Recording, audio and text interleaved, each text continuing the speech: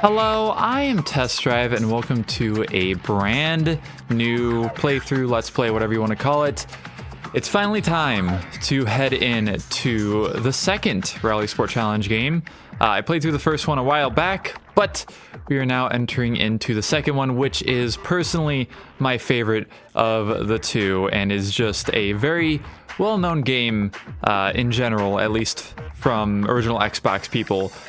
So yeah, this was only released for the original Xbox. It did not come out on PC, unlike the first game. But developed by DICE, once again, you know, the DICE that has this little series called Battlefield. They were making this before they started making Battlefield. Well, at least the first one. This game was released on May 4th, or May 4th? Yes, May 4th of 2004 in the US at least. Later in May for Europe, and in June for Japan. So this game is turning 20 years old in a few days after I upload this, but we will go ahead and hop in here. You can see my old profiles. Here's an old profile I was using when I last tried to do a playthrough of this game. I made it that far through, 1,800 points out of 3,000. Not all the way through, unfortunately, and then I have these two other old profiles back when I used to think Max was the coolest name ever. Not so much anymore. But yeah, 41 hours driven. I played this game a lot as a kid. But we are going to... What in the world? Is that something I tried to use? Anyways, we're just gonna put in my normal name here. Let's turn off caps. And I know my name will be different from the AI's, because theirs are like first and last names. But I don't feel like doing anything like that, so we're just going to be Leah, or I'm going to be Leah, at least, and we will leave it at that. And yeah, actually you have all the various information down below this that will also be shown on the main menu. We have career points, which is basically how far we are through the game. Our mileage, self-explanatory. Hours driven, also explanatory. License is E. You unlock licenses as you go through the game that unlocks various things. And speaking of unlocks, we have the total number of unlocks down at the bottom. But let's go ahead and hop in here. Yeah, I'll sign into Xbox Live. Why not? Obviously, gotta sign into Xbox Live if I'm going to be playing RalliSport Challenge 2. But yeah, this is one of the games that has been brought back to actually having a real online multiplayer mode thanks to Insignia. So you can thank the Insignia team for that. But I will not be focusing on that necessarily for this playthrough. But here we are at our main menu. It automatically puts us on the career mode because that is the main part of the game, of course. But we also have a few other modes here. We like Time Attack, where I will just go ahead and hop. Let's just hop into RallyCross because you can see that we have offline stats and online stats, which is fun. But we also have this track is locked. So there is a lot of things to unlock in this game if you want to use everything in, I think, even multiplayer modes.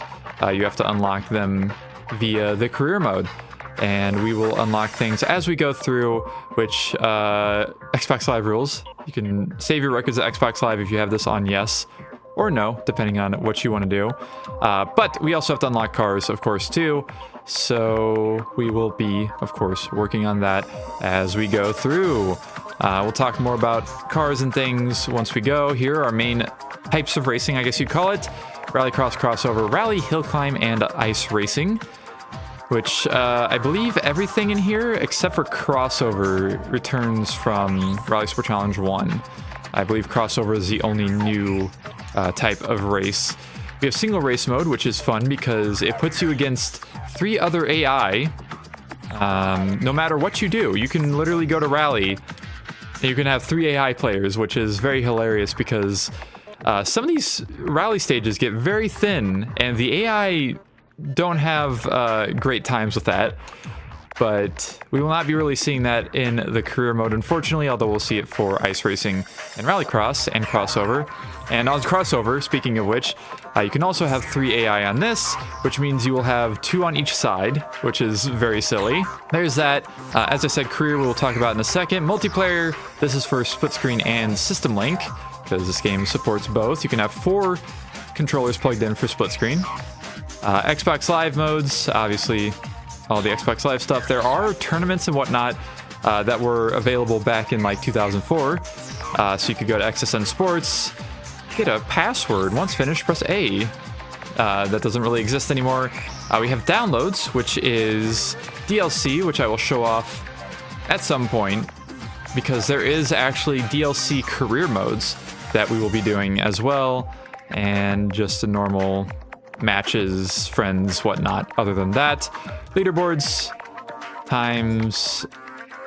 We have, we can do friend stats as well as just my stats, which I have nothing, which is quite funny. But you can also look at local, I believe, stats on this as well, because there's a way to do that, I think. Overall race points. Interesting. But, yeah, then we have our options, which we have a replay theater, which we can just go through and watch replays that I have saved in the past. I have apparently saved a lot, and apparently a lot... I don't know why they're all from 2023. That doesn't seem correct. Especially being that they're all from the exact same time, on the exact same day. We have music, where you can customize soundtracks, and I will go through real quick, and I have a list of tracks that are going to get slapped by copyright that I'm going to turn off, but I will leave the rest on. So I will be done with that in just a second. Okay, now I have all of the songs that theoretically will not get struck by copyright as I'm playing through this game turned on, so we will have some nice music to listen to, because a lot of these are just OST that was made for the game. Some of them are actually licensed songs though, so if you were curious, this is the list of songs that I will be using. Obviously not Smash Mouth or Nickelback, even though those are both on my Xbox. But yeah, we'll do that. Sound, we can turn the music down, which is fine actually how it is. We have the voice mask for Xbox Live, which is kind of funny. We'll leave that all as default. We have our controller settings, port 1 of course. We have preset 1. Gear up is B, gear down is X, look back, E-brake, camera reset, horn. I didn't realize there's a horn in this game, I don't think. Pause, steering, brake and accelerate, that looks perfectly fine. What does this change actually? Oh, gear up and down is on the stick. On the right stick on that one. Interesting. Interesting. Yeah, there's a bunch of different presets, actually. Accelerate and brake. You can have like a PS2 kind of... Yeah, there's your PS2 preset. I will turn the... Yeah, the most vibration. Let's go. Alright, we'll leave that as that. We'll leave it as preset 1. And display. This is basically just brightness, contrast, color, blah, blah, blah. Unlocks, you can see everything that we have unlocked.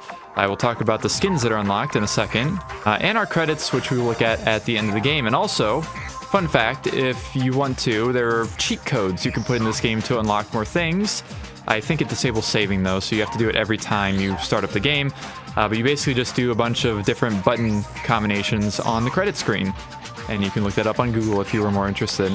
But I believe that we are finally ready to head into the career mode. Woo! So, we have 4 main sections of our career mode here. Amateur, Pro, and Champion, which are all unlocked. And then Super Rally, which is currently locked.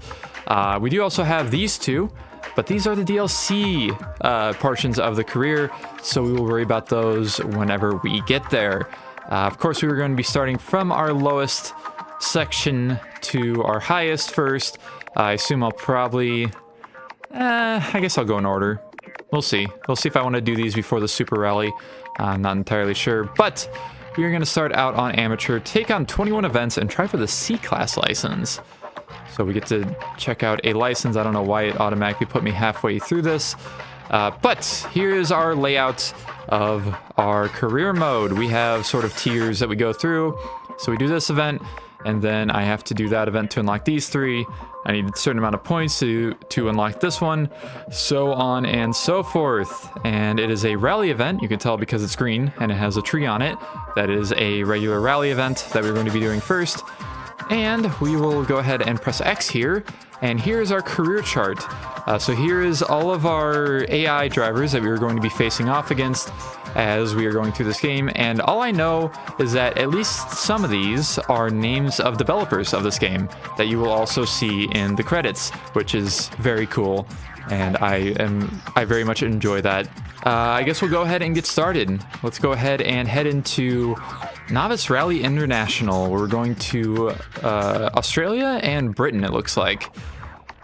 Guess we go to different places in the same event. It's been a long time since I played the career mode of this game, so I'm going to be remembering things as we go.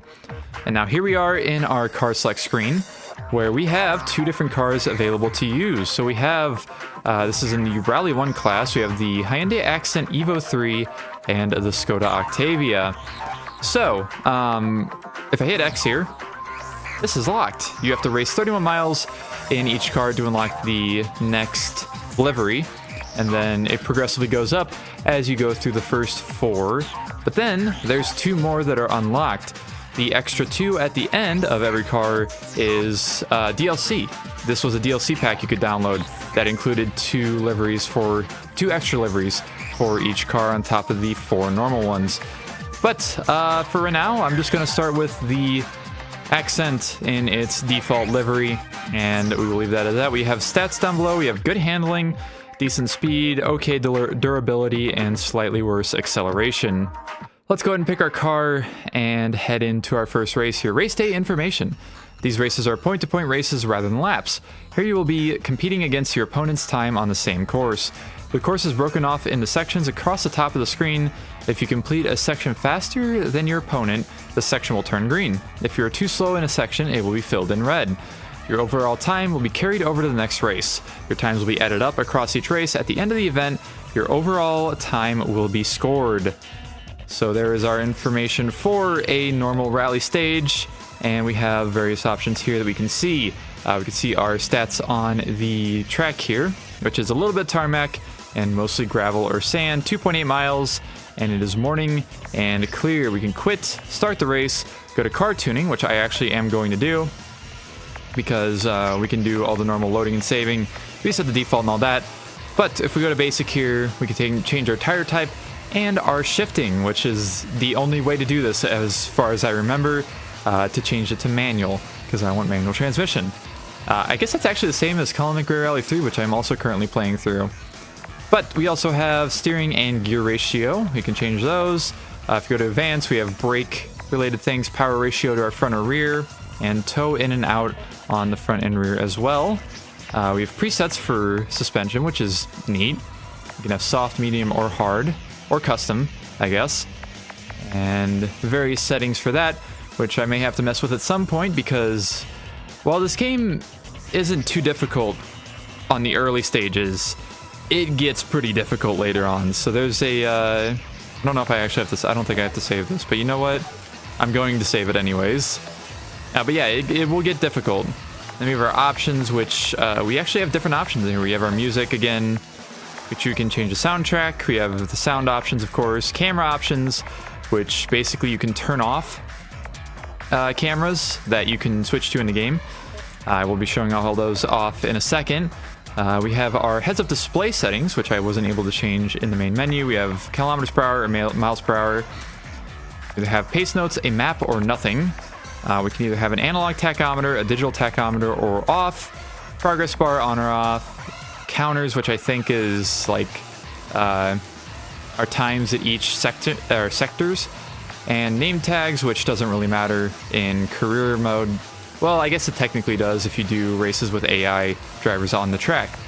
Finally, we have the co-driver. We have off, basic, which I think is like easy left, easy right, hard right, things like that. And then advanced, which is actually numbers, like 1 through 7, based on the sharpness of the corner.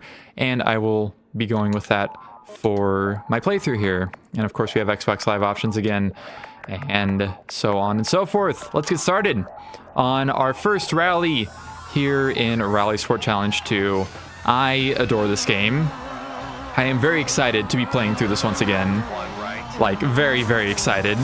And once I saw that this game was turning 20 years old as of this month, in a couple days, I was like, I have to play it again. I just have to.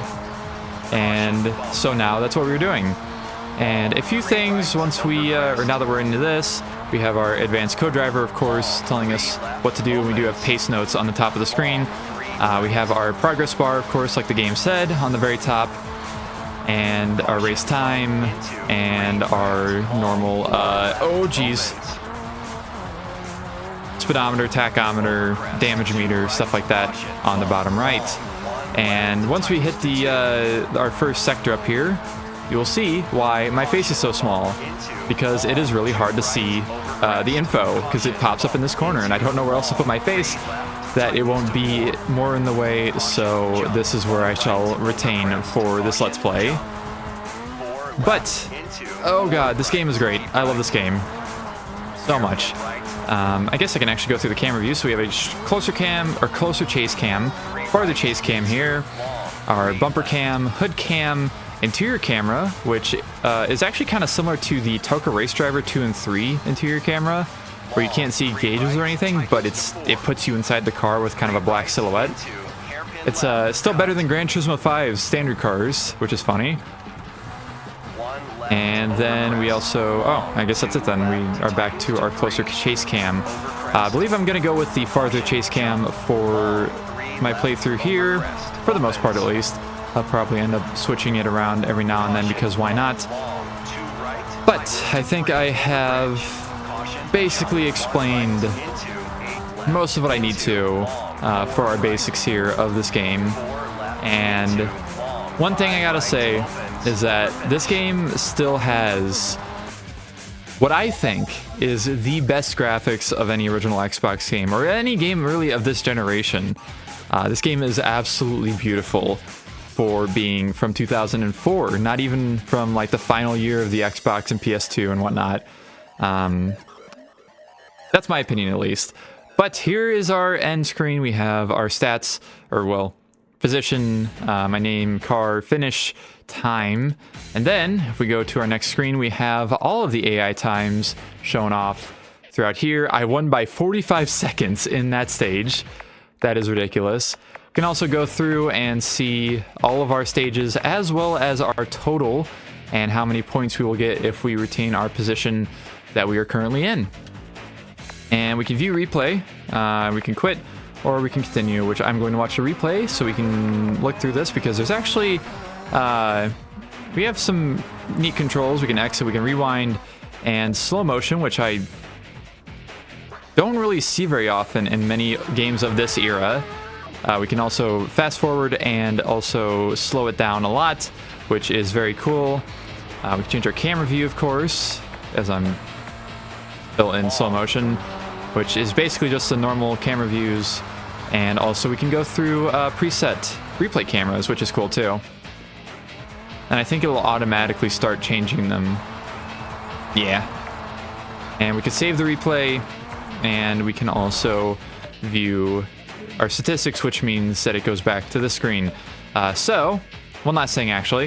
If I hit the down on the D-pad, you can just take away the UI. So, we can see the whole car, or the whole view, instead of having a limited view because of UI. But you know what? Actually, I'm just gonna go ahead and save this. We're just going to, because why not? I'll save this as 1 because this is the first section of this game. And sure, I probably was doing this throughout my previous playthrough, and those replays are still on my Xbox, funny enough. So that is probably why that is a thing. Anyways, let's continue. I've been talking a lot. I need to take a drink of water. And one thing I will mention also is that if you're watching this and you've played this game, you're probably noticing that the load times are very quick compared to normal. That is because I have this game installed to the hard drive of my Xbox, and it loads a billion times faster if you do that, which is very, very nice. So, on to Great Britain for the first time. We have Ashford Keep 1, Special Stage 1, 4.15 miles. It is midday. It is lightly raining. Another thing this game has is rain and time of day. That is different per stage. And equal amounts tarmac and gravel. I'm going to actually turn the music down just a little bit, because it seems like it's still kind of loud. I know the menu music is not going to change, because that you cannot turn off the menu music in this game. It is always on no matter what. But anyways, continuing on with me saying that this is probably the most beautiful game of this generation, probably, in my opinion. Like I said, I know that people are going to have their opinions, but like even if you just look at this, like we have weather effects. We have a perfect 60 frames per second that I don't think is ever broken. At least not that I remember. I don't remember seeing any frame drops in this game. And of course 480p, widescreen, and a good widescreen at that. No stretched UI, at least here in the race. I know the menu UI does get a little bit stretched here and there. We have all of our different surfaces, which also are kind of reactive to whatever weather we're going through. If it's raining, then everything's kind of muddy looking or shiny because it's wet. And if it's dry, looks like it's dry, I guess. I don't know. I love this game. Also, we have nice kind of autumn looking trees here in the UK. And yeah, this is RalliSport Challenge 2. Hope you are all excited as I am to see this game. I am going to 100% it, of course. I'm sure it probably says that in the title of the video, but I'm going to 100% this game. This is probably my favorite rally game of all time, and one of my favorite original Xbox games of all time. And like I said, I played the crap out of this game when I was a kid. Considering I had 41 hours driven, and I was not even that far through the career mode. So I am very, very excited to, oh god, go through this game. And actually 100% it, because I've never made it, yeah, I don't even think I ever made it through the Super Rally at all. I don't even know if I ever started it. So, very exciting, to say the least. And one of my favorite things also returns, I don't think it was in RalliSport Challenge 1, I don't remember. But we do have an odometer on our heads-up display, which is fantastic. I love that. But, awesome racing, keep it up. Maybe I will. I won by another 42 seconds. Instead of 45, it was 42. Damn. Actually, funny, the AI ran a faster time in this stage than the previous one, but I ran a slower time. Interesting. And here's our overall stats. I am now almost a minute and a half ahead of second place. And we will continue on to our final stage of this first event. Another Australian stage. Special Stage 2, Upper Parkton. 2.9 miles, midday, clear. A little bit of tarmac, a little bit more than our first stage, and the same amount of gravel and sand, apparently. Let's get in this. And this game is definitely a lot more, I would say, on the arcadey side compared to the Colin McRae games, Dirt, WRC. Although the first WRC was something, and CMR3 is also very much something that I can't explain with words easily. But I love the physics of this game. I think these are probably the best mix of like arcadey and, I wouldn't say realistic, but like, I don't know. I don't know how to explain it. They're really good physics. Like, I do love the physics of like Dirt 1. But this game, I don't know. There's something about this game and the physics on it that just, I absolutely adore. Much, much, much better than RalliSport Challenge 1. This game is a ridiculous improvement over everything, really, of RalliSport Challenge 1. Better graphics, better gameplay, better content, a lot more content. Like I said, I showed there is a ton of rally stages in this game, like individual ones. Sure, they use bits and pieces from other ones, but that's how real rally stages work too. So, oh geez, oh god.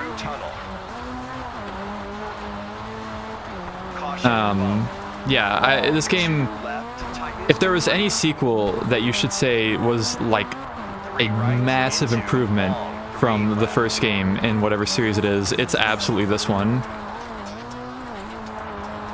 I will die on this hill. Like, I would say this is probably more of an improvement than Project Gotham Racing 2 compared to 1. Like, it's that much of an improvement. Although RalliSport Challenge 1 isn't the worst game I've played, the physics are just not great. You're either understeering too much or you're sliding too much at all times. There is no in-between. Which is very unfortunate for a rally game. And there we go. What a way to end your run. I got a new local high score. Whoa. And there we go. End of our last stage. I won by 48 seconds that time around. Yeah, like I said, the beginning of this game is going to be very easy because there is no difficulty setting at all. Unless you do like a single race in arcade mode. The game just ramps up the difficulty as you go through the career. And also, I should mention that alongside the difficulty, the amount of damage you get from making contact with things or jumping in wrong ways or whatever also amplifies as you go through the career. But here is our points list.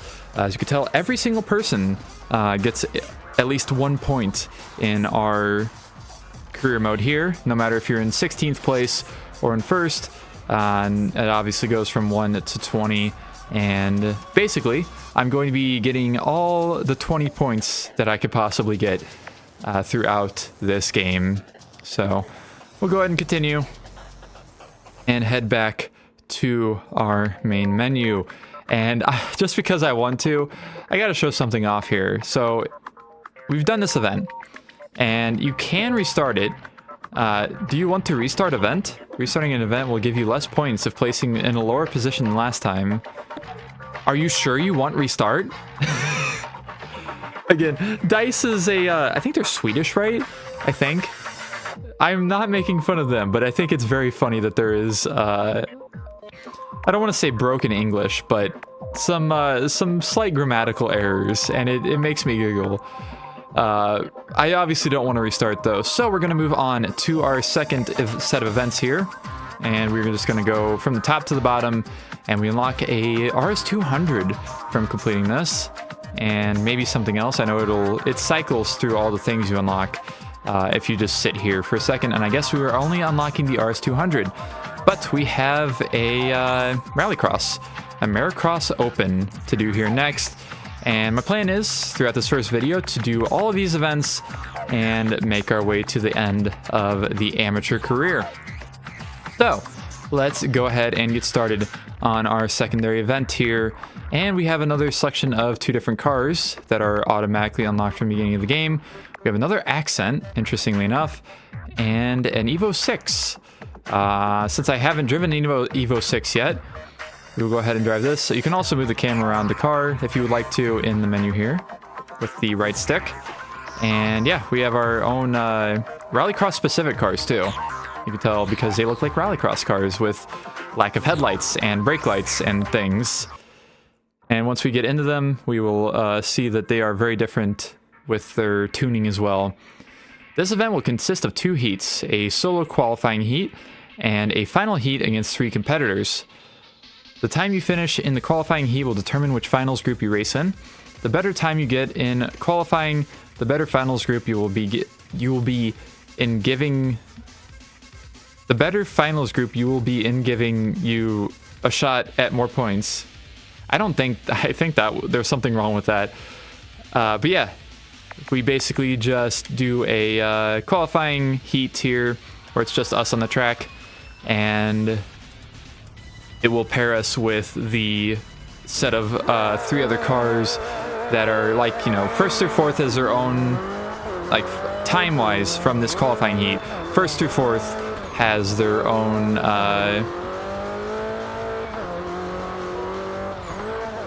I'm blanking on words. You know what I'm trying to say. First through fourth, fifth through ninth or eighth. Yeah. So as long as you get in the top 4 of these in the qualifying heat, you will have a chance to get the full 20 points and win the entire event.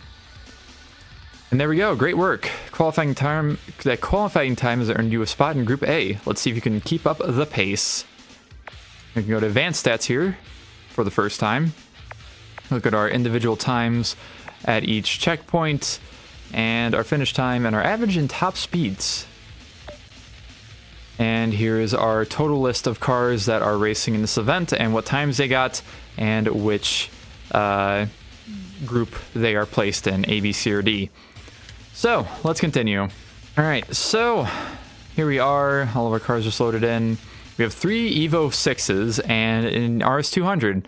Congratulations on earning a spot in Group A. A first place finish in this group gives you 20 points. Second place earns you 17.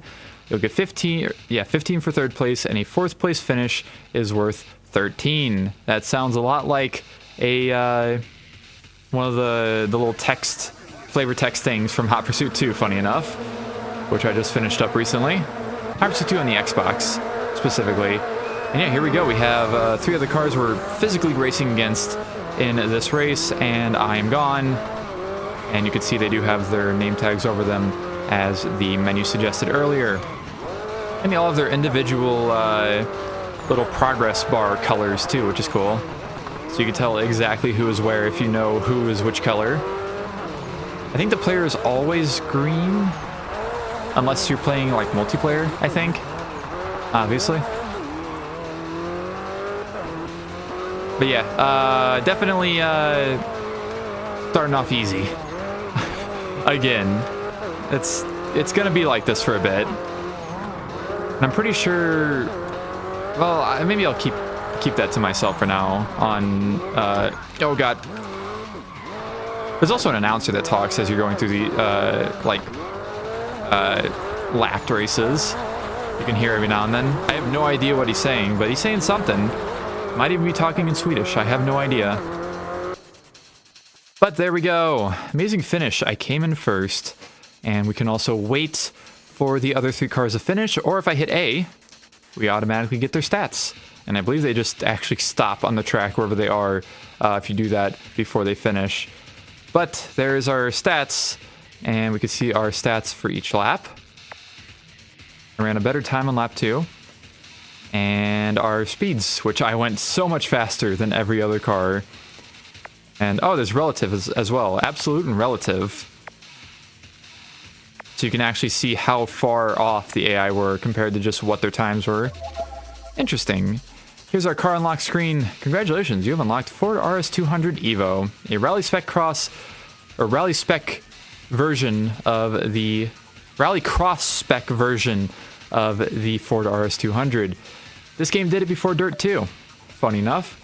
And there we go, another 20 points for me. Again, you can see everybody else's points as well. I think another interesting thing about this game is that every time you play through it, every new profile, different AI will be consistently at the top or the bottom. It changes up the placement of the AI randomly based on whatever profile it is, which is cool. But there we go, 40 points total. Poor C. Owens has gotten in last place twice in a row. Damn. And we will go ahead and continue. And now that I've gotten 40 points, we do have another event unlocked, which will actually give us a D license, which is interesting that we're getting that quickly. But before we do that, I want to go through these events first. So we have to do some ice racing, which will be fun.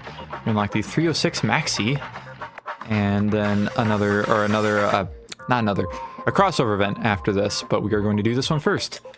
So, here are our cars available for this. We have the Toyota Corolla, the little hatchback one, which I specifically knew from this game before I started playing other rally games from this era. And we have a Renault Megane, also very interesting. And you'll also notice, if we go between these cars, the rear wheels look a little odd, which we will see more once we hop into our race here. This event will consist of 2 heats. It's the same heats as the RallyCross. Time we finish in the qualifying heat, we'll determine the finals group. I think it says exactly the same thing as the RallyCross one said. So, yeah, we are going to head into here. We're going to Canada for our first ice racing event, and it is going to be Lodge. All ice. We have nighttime race for the first time, and it is just under a mile long. All right, let's go ahead and get into our first ice racing race. Ice racing. Fortunately, my fat head does cover a little bit of the map, but not too much. It literally just goes straight down behind my head. But yeah, speaking of the fantastic graphics of this game, the lighting physics are fantastic when you're at or when you're in a nighttime race.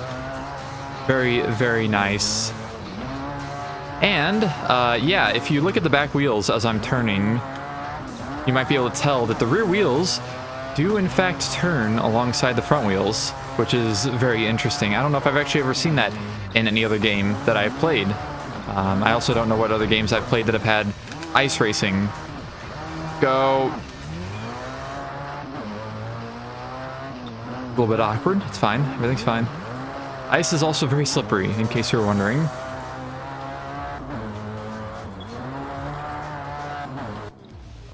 And there we go. I did still get in the Group A. Just under a minute for my lap. Exactly 20 seconds at checkpoint 1. Nice. And I still was 15 seconds ahead of the fastest AI, even though I had to back up. Very funny. All right. We'll go ahead and head to our actual race here. We have another Corolla, a Beetle, and a 306. Congratulations on earning a spot. And that is all the same jargon that I saw in the previous event. So we will just go ahead and go, I guess.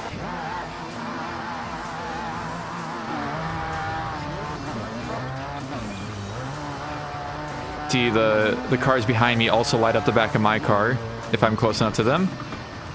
Again, thing is, you don't really think about that these games from this era didn't do super well, or even at all sometimes, depending on what game it was. I know a lot of games had really basic lighting, but the lighting in this game is...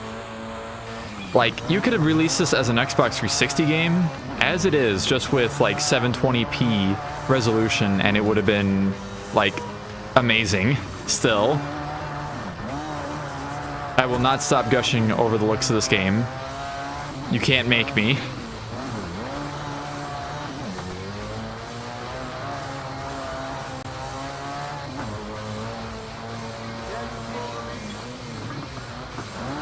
Oh, that was English. Something about the... oh, wait, we're in Canada. I wonder if that makes any difference. What? Overtaking what? Did you say?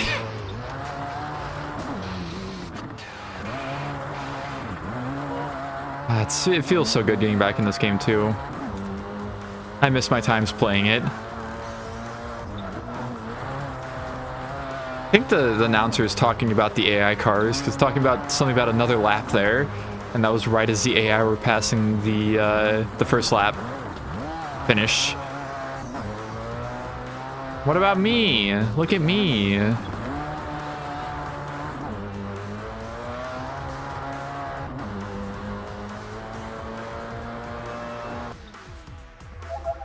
All right, amazing finish. I did come in first, and I was over a minute ahead of second place at the end there.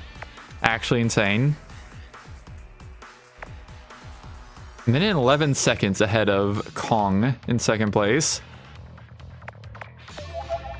And I've unlocked the Peugeot 306 Maxi. Very nice. Another 20 points for me, 60 points overall for our career chart here. And we'll continue. Up next is our new type of event compared to RalliSport Challenge 1. And we complete this to unlock the Evo 8, which is cool. Very exciting. We're going to Australia for Copperhead. The Aussie Exchange Unlimited. And since we are back into our first set of rally cars, I guess I might as well use the next one, which would be the Skoda Octavia. Another car that I used for the first time in this game, and I adored. And that is why I used it in WRC, when I played through the original WRC game for PlayStation 2, which I did a few months back, if you want to watch that. I used this car for a season. It was good. But we'll go ahead and select that. And yeah, so yeah, we have a solo qualifying heat once again, but next, our next heat is a single competitor. So we only do a 1v1. And if you've seen other rally games, this is basically going to be a super special. Yeah, the group, yep. I think everything else was the same on that. We have 1.18 miles for our lap here at Copperhead, midday and sunny, and a little bit less tarmac than gravel and sand. And yeah, I have to get a good time here in our first heat. And I am all alone. Ooh. Let's go. I do like these events. Because it's interesting, because you can't tell, like, hey, I am, you know, physically ahead of the opponent. It's harder to tell because you're on two different sections of track. And once it gets down to the wire, you can't really tell, like, how well you're placing besides looking at, of course, the progress meter at the top of the screen, or the times that show up at your sectors. I don't know. I think they're interesting. But yeah, this is why I always call these crossover events, is because of this game.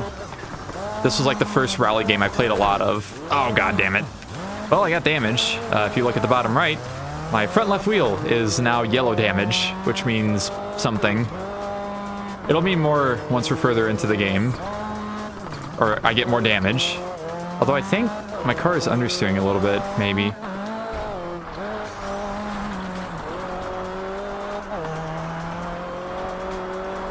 Red Bull. And there we go. First race is down. Deserve a position in the top ranks. I'll be in Group A. Yay. My individual stats. And I was 16 seconds faster than Zuccotti. Zuccotti? I don't know how to say that. But let us get on to our actual race here. And we were both in Octavias. Congratulations. First place gives me 20 points. Second place gets me 17. Definitely worried about getting in first place. Ah, we have different colored Skodas, or different liveries. Cody's is in a nice shade of piss, while mine is just silver and gray, or silver and green. I guess it's kind of silver. Also, I keep forgetting to mention, if you go back on the right stick, it looks back in this game. So you have two ways to look back. You can either do that or hit Y. It's far from the only game that you can do that with, but I completely forgot that you could do that in this game, because you can't look around the car while in a race. And we do only have one lap of this, so we each go on each side once. So it won't be a long race at all. And this is kind of why I wanted to do this game with having the segments be like each main section of the career. A lot of these events are very short, so I don't mind making some longer videos out of this. Or else it would be just another Need for Speed Hot Pursuit 2. My face is frozen. Why?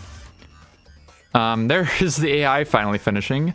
11 seconds later, or 21 seconds later, my bad. I went 15 miles per hour on average, and 22 miles per hour faster for my top speed. Very nice. And we've unlocked the Evo 8. Very cool. Another 20 points for me, of course. And 80 total, with a Tan in second place. Actually, a tie between Zuccotti and Tan. Interesting. And we'll go ahead and continue. And next up, we get to do probably my favorite event type of the entire game, which is a hill climb. We're heading to Mesa Roja in America, and we unlock License D and also the Impreza 22B STI here in Canyon Climb. So let's hop in here. We have another Evo 6 we can use. A hill spec, or hill climb spec Evo 6. So it's a 6.5, which, I don't know, something Tommy Mäkinen. And we also have the Peugeot 405 I could also use. And since I've already used an Evo 6 so far, Let's use a 405. Why not? I will happily use this. These races are point-to-point races rather than laps. I think this is the exact same thing as the rally stage information. Looks like it. But it is a hill climb, so we're going to be facing a little bit different driving mechanics, I guess. 2.6 miles evening time. We have half tarmac and half gravel this time around. And we got the beautiful sunset visuals. And the wonderful 405. I love this car so much. Oh, that was the far cam. Yeah, the close cam is like too close a lot of times for me. Like, I can't even see the bottom of the car. So, I would much prefer to use this camera overall. But you can tell, we're moving a little bit. 150 plus miles per hour right now. 160 almost there. Oh, there, I hit 160. Uh-oh. Which means also, yeah, I'm going to slam in the walls much harder. It'll take me a second to remember the stages in this game. Some of these stages get a little ridiculous too.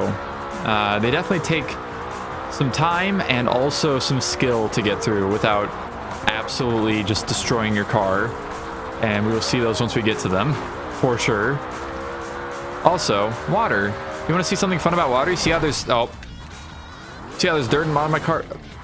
You know what? Fuck it. I'm just going to keep going. I have other tracks I could show it off on. It has something to do with the dirt on the car. I'll leave it at that for now. I'm just going to crash into another wall. Don't mind me. There's also a lot of tracks that mix dirt and tarmac, like almost half and half, which is something you also don't see too much in other rally games, at least not that I've seen. A lot of the rally stages in other games will be either one or the other, mostly. Like this track is, or this stage is half and half.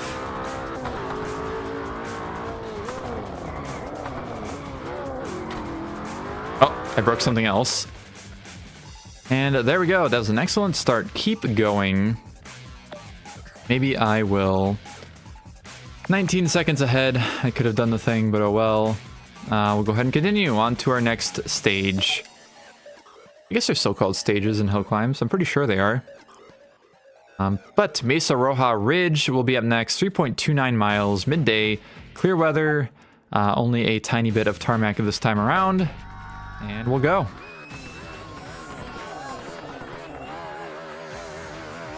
Car has such a massive wing. I love it.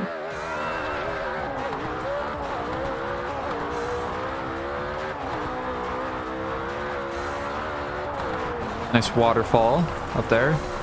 Aha! I will not hit the wall.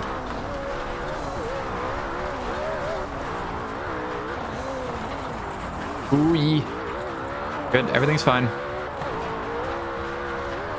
Again, these cars are fast, so it takes a little bit more thinking about braking points and whatnot, and how fast I can actually take turns at. Ooh, good, everything's great.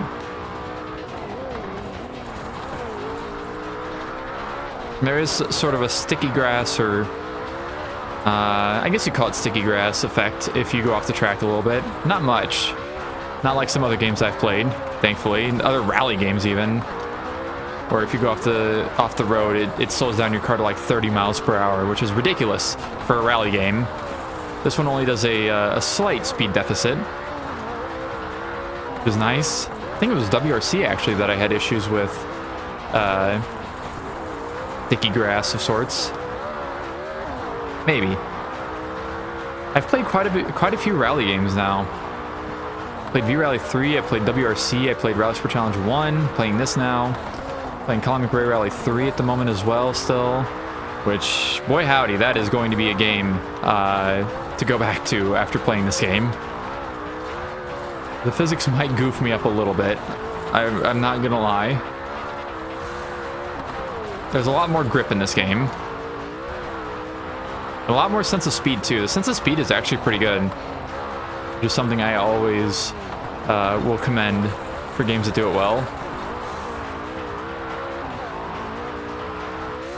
And there we are.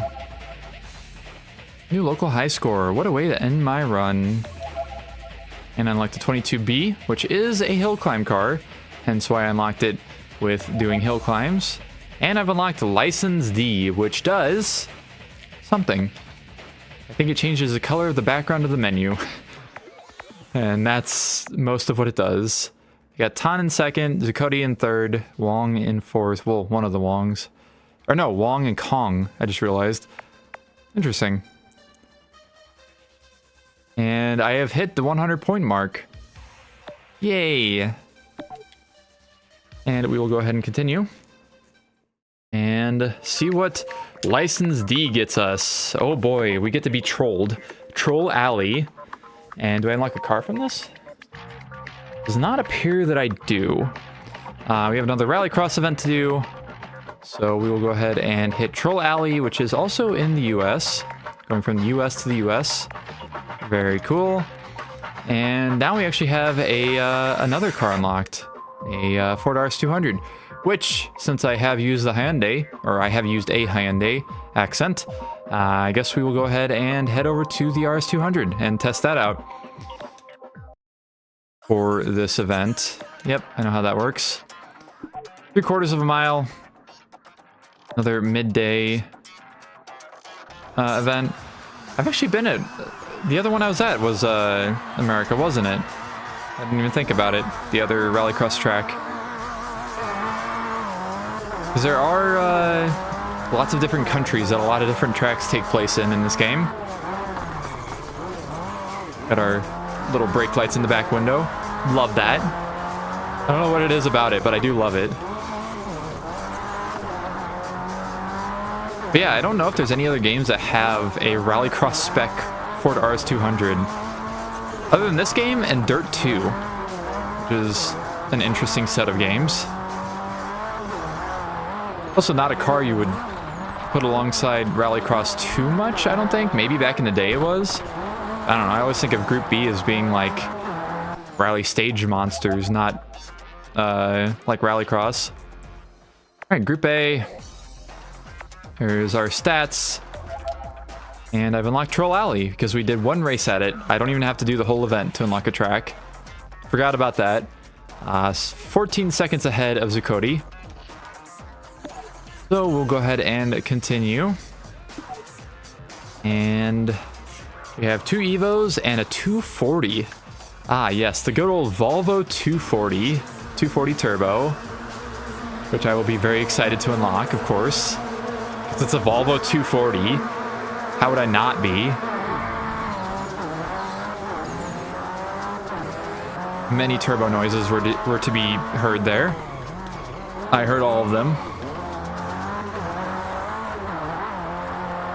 And in case you're wondering, Rallycross cars and ice racing cars only have 4 gears in this game.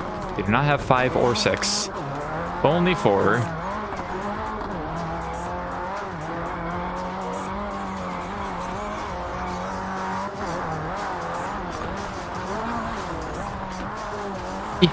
Ooh. Careful. Wee. Also got a nice cloud cover effect for this track. No sun to be had. Although I know some games... Was it WRC or was it V-Rally 3? One of those games had like spots of clouds, which I thought was really cool for the era. This game unfortunately does not feature anything like that. There isn't patches of lighter areas or darker areas. We kind of just get a consistent brightness of, or for the entire tracks and stages. Unless you go through like shadowed areas, I guess, from trees. And there we go. Another Rallycross event down. Evos came in last. The 240 came in second. Nice. All of our stats, of course. And another 20 points for Leah in first place. Of course. If I get hit with copyright on this, I'm going to be also really sad. I didn't really specifically confirm that everything was not copyrighted. Like, I didn't, like, upload everything to see if it got hit by copyright.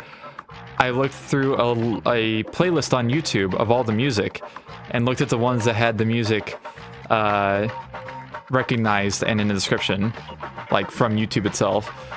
So we'll see, I guess, once I upload this video. But on to our next event. We have 120 points so far. We are heading to another crossover. This time we're going to Viper in Australia, another Australian track. And we do have another rally car unlocked, which is the Evo 8. Very cool. Got the Mitsubishi factory livery on it. Oh, it's nighttime. 1.3 miles, night clear, a little bit more gravel and sand than tarmac. And yeah, we will go ahead and do our qualifying heat real quick, because we have to, specifically. And we go. Oh god. Understeer moment.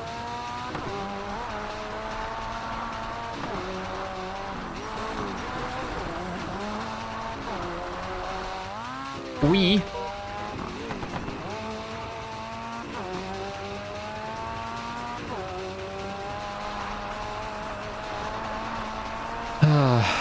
I'm actually excited to get into the longer, more technical stages too. I always thought they were fun.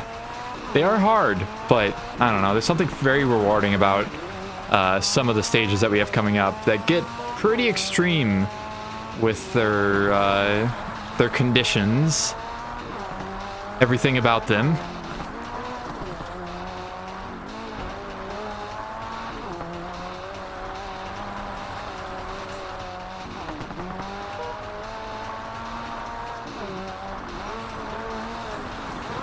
Yeehaw. I've hit a rock. It's fine.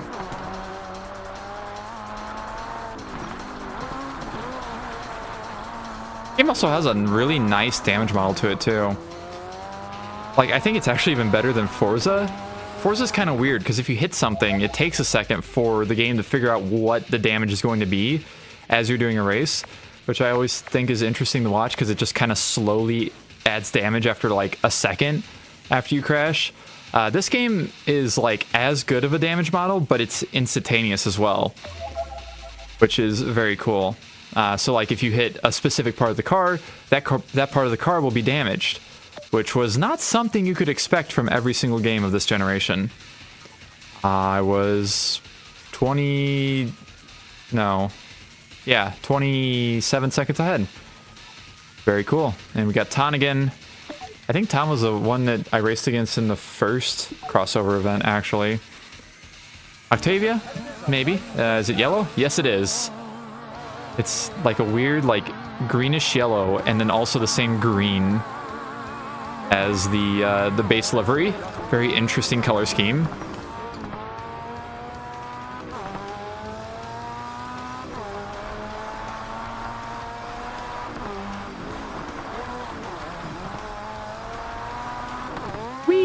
Big jump. We do only have one lap still. It is interesting how there's... you'll see that there's different links to each sector in this game. I think Dirt 1 was also kind of like that. It wasn't spread out equally amongst the stages and the tracks. But yeah, you'll see some very short and also very long sectors in specific tracks, which I think actually the first one I raced on in the first event had some very different lengths of sectors. Another thing I always thought was interesting when I was a kid. Oh god, playing this game. Oh. I love generic music. Generic rock track 12. That was something I thought of, because considering I play most of my games on the Xbox, games that have copyrighted soundtracks, I was thinking, I was like, I wonder if I could just like put like an album of some sort of copyright free tracks, or like get a bunch of copyright free tracks from a bunch of different Xbox games and set it up as an album on my Xbox to play during certain games, so it's not like no music at all. You gonna finish there, bud? There, I'll help you. And there we go. Another event won. Another 20 points. You love to see it. 140 total. I need to check to make sure I have hard drive space. I have a little bit, so we'll go ahead and fix that real quick. Okay, we should be good with that. So now that I've done this, I've unlocked all 4 of these events, but before we continue on to those, I will be doing this lower event. We have another rally event finally. Seems like we've been out of rally for quite a while now. But the Novice Rally Tour, which also goes to Britain and Australia, but we have 2 more Britain tracks, or 2 British tracks, and only 1 Australian, the opposite of our first rally event. So we'll go ahead and hop into this, and I guess now that I've used all 3 of these cars, yeah, we'll go ahead and use the Ascent, and I'll use one of the DLC liveries for it, because why not? Just to switch it up a little bit, we'll use a silver or gray and white one. Gray and silver? Can't really tell. We'll use that and continue on to another beautiful British countryside rally stage. 4.8 miles, and we have morning, clear weather, no rain this time, and mostly tarmac, a little bit of gravel. And will my car have tarmac wheels? No, it will not. I guess as long as there is a little bit of gravel. Actually, I think it's based off of location. There are specific locations that will automatically switch the car to, well, I guess obviously like snow tires or snow, dirt, or tarmac, because those are the 3 different tires you can have. Unless you can have different, I don't know if there's different ones per surface type, but those are at least the 3 that I can think of off the top of my head. I was never really one to tune cars. I just kind of let the game figure out what to do for me at the beginning of a stage or an event, I guess. Oh god, I guess it was actually more so stage. Speaking of stages, there are no service areas in this game. There is nothing like that. You're not going to have a real like season of, oh god, rallying in this game like other games I've played. This is more of just a kind of... This is almost like if you took, say, like Forza or Gran Turismo and made it all rally. Kind of like that kind of career mode of sorts. Like, obviously it's not going to be exactly the same, but that is the closest thing I can really match it to that, oh god, because most rally games are not quite like this one. I guess dirt kind of makes sense too, but I think you do have the ability to fix damage in certain things in dirt. And you do have an option to do a season, not season, I mean it is seasons, and considered seasons in dirt. Which I never did on my playthrough of dirt, and I probably should have, but I didn't. Maybe I'll do this at some point, I don't know, we'll see. I wouldn't mind playing dirt again. Long, 3 right, over crest, tightens to 4. 1 left. Man, I miss when DICE did racing games. 2 left. 3 original Xbox racing games, all developed by them. Well, the 3 that I know of at least. I don't know, I've never actually looked at DICE's full list of games they developed. I don't know if there's any more racing games. Because you had these 2, the RalliSport Challenge games, but also Midtown Madness 3 on the original Xbox was developed by DICE, interestingly enough. By the way, I won by 43 seconds. Very nice. And we will move on to our next stage here. SS3 is parked in Long in Australia. Another very gravelly stage. We have fog in the morning and 3.5 miles roughly. I guess I can go look through, once we're done with this section of the career, I can go through and look at everything that is unlocked now in arcade mode, or in free play modes, or whatever you want to call them. We have a mildly long sector in this track, the second one there. It's a little thick. 2 left. Long, 3 right, tightens to 5. I need to play more Midtown Madness 3. Maybe I'll do that at some point. I've always wanted to do a playthrough of it, but I've heard it does get difficult, and I don't really know anything about it, so I was kind of wanting to play some of it before I jumped into doing a full playthrough, 100% playthrough of it. Because of course I would want to do a 100% playthrough, because I'm me, obviously. If I'm doing this game 100%, I'll do damn near any game 100%. I'm doing Test Drive Ferrari Racing Legends 100%. Also. Long, 2 right, tightens to 3, over bridge. Caution, jump, 1 right, 9 right, long, 4 Uh-oh. right. 1 left through tunnel. Caution, bump. This is a Castrol themed Left, tightens to 3, livery. square right, I think these are just more made up ones that they probably were just like, hey, 4 right. you, person that maybe sponsored cars, would you like to make a livery for this car? Or would you like us, would you allow us to make a livery with your company as the sponsor on this car? I feel like that's what they did whenever they made this game. I couldn't say though, because I don't think there were 6 different liveries for the WRC Accent. I don't know. I don't think I've seen more than the original one, to be honest with you.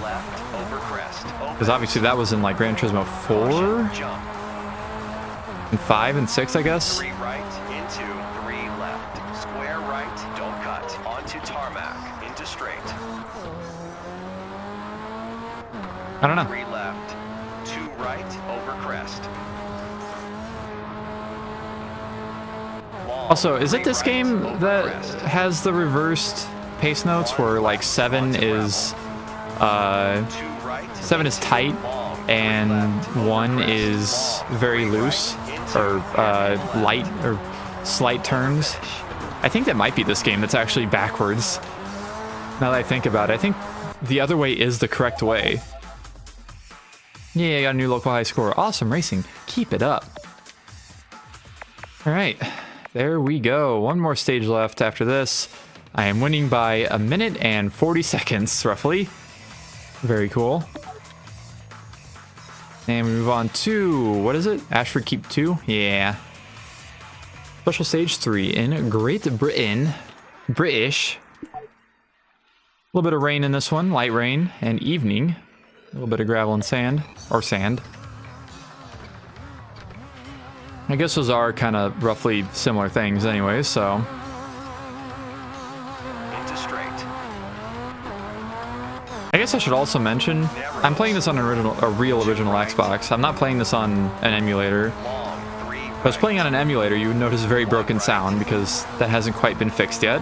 long, 2 left, tightens to 8. Into So, yeah, in case you were wondering, inside. Long, 2 left, tightens and you're to 3. an hour into this video, 1 left, long, 3 right. these will be some long videos, but you know what? I don't care. Pin left, don't cut. Narrows, onto That's kind of just what I'm doing now, so 4 right. Long, let me 3 cook. left, opens.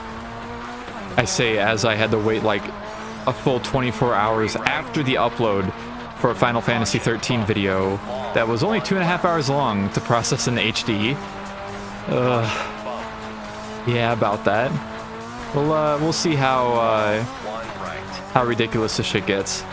Although I'm not too worried about getting things out as fast as possible. Like if it doesn't come out until later, that's just how it works. So I'll just kind of let it happen. Long, 2 right, tightens to 3. Over crest.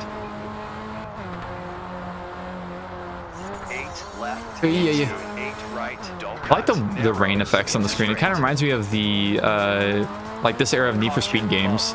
Whenever you get rain in like Carbon or Most Wanted or Underground 2, Right into long. you get like little like PNGs of Don't cut. raindrops on the screen.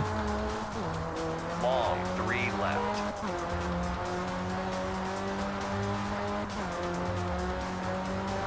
Square left, don't cut. Narrows, Wait, can I do the thing on this track? Maybe, we'll see. 1 right. I think I can do the thing. Don't cut. Over finish. Wait, before we do that, so you see the car, you see how it's filthy? All clean. Right, don't cut. Over That was one of my favorite things to do in this game. Was to fuck around and just run into the water to clean my car halfway through a stage. Very funny. Very entertaining. I was still 24 seconds ahead too. But there we go. Ashford Keep 2 has been done. 160 points overall for me. And there we go. There is those 2 events done. On to this big old section of events, I guess. Yeah, we'll go ahead and start with ice racing here at the top with the wall. Once again, back in Canada. And we unlocked this track from this, and that is apparently it. We don't unlock a car or anything. And I've used the Corolla, so I guess we'll just go in order here. And we'll use the Megane next. Renault Megane V6. I feel like I used this car in V-Rally, actually, the first V-Rally recently. And I think that's the only car I've used it in. Or only game of you. Well, no, it was in the first RalliSport Challenge, I think. I don't remember. But let's get into another ice race here. New track. More ice midday this time. Instead of being in the middle of the night. Let's see what kind of qualifying time I can put down. Because I have to put down a qualifying time. That's just how the game works. So far we're going reverse compared to our first track. They use the same section of track.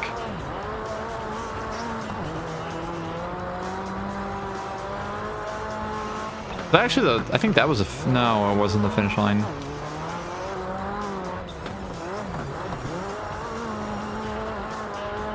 Ice is very slippery. I guess a good thing about it is that you don't go too fast, so you don't slam into walls as hard, or have as much of a chance to slam into walls, unless you're just going truly too fast.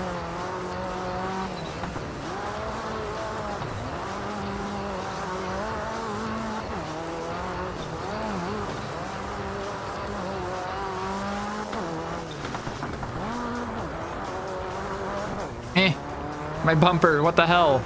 I need that. It turned into a Flappy Boy. Hey, spot in Group A. And I've unlocked the wall. There sure is a wall in that. Oh, I can't see it anymore, damn. One time only, 15 seconds ahead of the AI. And we have 2 Meganes, a Beetle, and a 306. I know the Beetle was in RalliSport Challenge 1. I think the 306 was too, actually. You hear the engines revving? I heard you say that. And let's go. I do like that the AI, whenever you actually race against them, they do use different liveries. Easy overtake, no problem at all. Damn right, buddy. Oh, yeah. I don't know if the AI will use DLC liveries at all. I don't know if they program that in or not. But it is interesting that they use different ones in general. They're very unlikely to be using the same one as you, which is pretty darn cool if you ask me.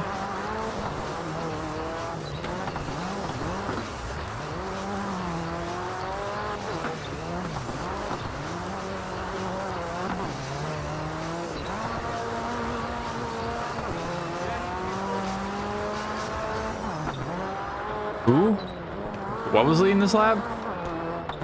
You believe who's leading this lap? Was that what he said? I don't know. Also, I just noticed. I actually never noticed this until now. If you look at the lap counter, it has a checkered flag on it because... I don't know. Actually, did it have a checkered flag? I actually don't know if it had a checkered flag before I got to the second lap.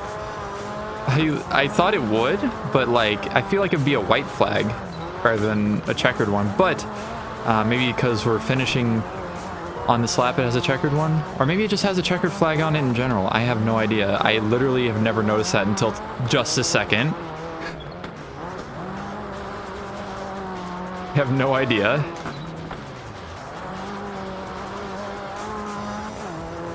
Oh, yeah, another thing that I never mentioned about this game, it was also published by Microsoft. So this game, of course, the first RalliSport Challenge, Forza Motorsport, the 2 Project Gotham racing games, all published by Microsoft for the original Xbox. They were on a roll, not gonna lie. But I finished by 26 seconds ahead. Very cool. All of our stats, another 20 points just for me. And we will go ahead and continue on to our next event, which is going to be another hill climb. Hooray. So we complete this event to unlock the Quattro S1 Pikes Peak Mesa Rojas Summit. And that appears to be it. We also get to go to Argentina for the first time. I believe that's Argentina, at least. Which is very exciting because I love these tracks. We do have a night race, apparently. I like how also, you don't know anything about the track going into it. You only learn it as you're like loading into it and getting ready to start the race. So you could see that there's extra lights on the car. So we're going to a night stage, which is interesting. And I guess since I haven't used the GC Impreza yet, so let's go ahead and, oh boy, that is a color scheme I see over on the right there. We'll look at that at some point, but we'll go ahead and pick up the Impreza real quick. Go ahead and use it. And we have Mesa Rojas Summit, which is basically just going to be the most, like the top of the mountain, basically. But it's not the full thing yet. It is all gravel, nighttime, and clear. So, let's get into it. I saw the moon. I see the moon now. Yeah, this is actually where we ended the previous, oh geez, the previous hill climb event was right in that spot. Now we're starting from there. Ooh. Wiggly. I'm wiggling. Let me wiggle.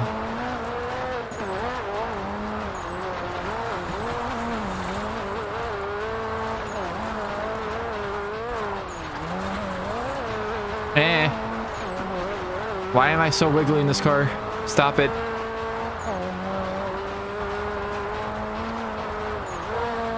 Wee. Wee. Big jumps. Well, medium jumps. The big jumps is like the one that I took in the Ascent on the first event, where I literally just nosedived directly into the ground. That's a big jump. At least for this game. Also interesting, the map, as you see on the top there, it slowly disappears and comes into focus, or comes into view, as you're racing on it, but it also has like a certain box that if it goes outside of it will also disappear. But you can tell like it's uneven. There's less shown behind you and more shown ahead of you. I think that's very interesting. That's not specifically based on that that box. It kind of fades out. I like it. I like it. It's fun.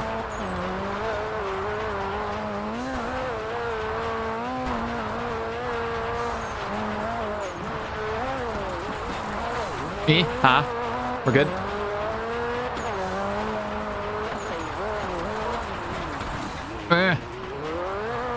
Not the correct way to do that, but it's fine. Who cares about being correct? Not me. Uh-oh. For not to fly off the mountain, though. Which you very much can do in this game. I can and will do it at some point. Probably by accident. There's a good chance of it being an accident.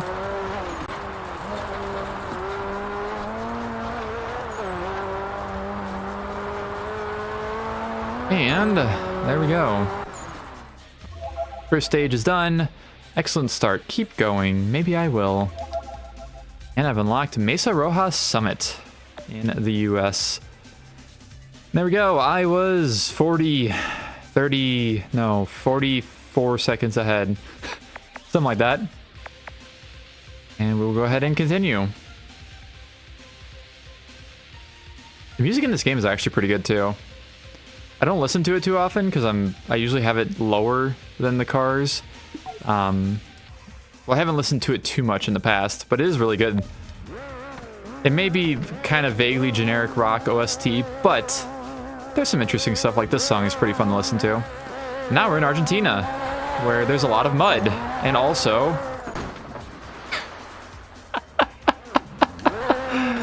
but wait, there's more.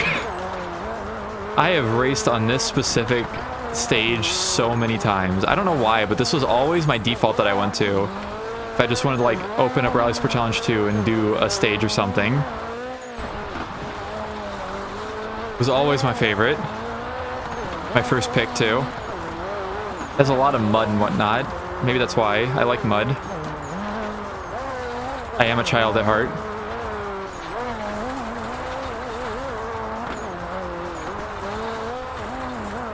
But also, fun fact, you can also go in the water here. I have to do it at least once. And now my car's clean. Yay. See, there is a use for it. I'm helping my car by cleaning it, and I'm still ahead by 2 seconds. Very funny. And that's usually about as far as I made it, because I would just go into the water and then be like, okay, and then go do something else. I had a very simple mind as a child. You can see why I never finished games. I just kind of fucked around with what I had for the most part. The only game I really finished back in the day was Midnight Club 3, actually. Out of my original Xbox games, Midnight Club 3 was probably the only one I truly... Well, I think I actually finished Project Gotham Racing 2 as well. Obviously not on a hard difficulty, but I did finish it at least. But there we go. Our first Argentina stage has went well. A minute and 1 second ahead. We will continue on to our final stage here. Another Monte Granito in Argentina. Sierra, and we got fog. Ooh. It's all basically mud or dirt or gravel or whatever you want to call this. Got a waterfall right at the start here, which is pretty cool. Bridge. I remember using this stage specifically to like try and get better at using my Mad Catz MC2 wheel I had as a kid on this game. I don't know why specifically this stage or why I remember that specifically, but I think that's what I was doing. It is foggy, that's for sure. It's not super foggy, but it is at least somewhat. I think there's also an effect that goes across the screen in tracks like this. That's like a... I could see it going from left to right, or right to left. Oh, now it went from left to right. Maybe it's based off of which direction a car is pointing? There's like some sort of effect like that's just on the screen that's happening.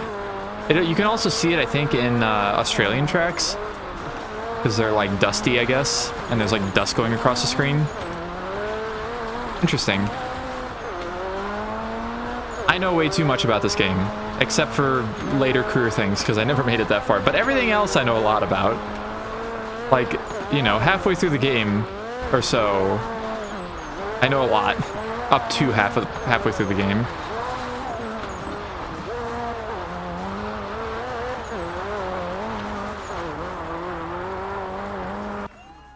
There we go. Another event down. New local high score, of course. Ooh, Audi Quattro S1 Pikes Peak has been unlocked. Hell yeah. And I was 33 seconds ahead in that stage alone, which puts me at a minute and 36 seconds ahead of the AI, I think. Second place, Eitan. And there we go. Tan is keeping second place by 12 points at the moment. Ahead of Zuccotti. Bong and Kong are still right next to each other as well. And we continue. To another crossover event at Adder. And looks like that might be all I unlocked from doing this. The Aussie Exchange Course. Oh boy. Go ahead and get into this, and now I guess since I'm basically going in order on this set of cars, I guess we'll use a Skoda. And we have an all green livery there, which is very interesting. And we have blue and green.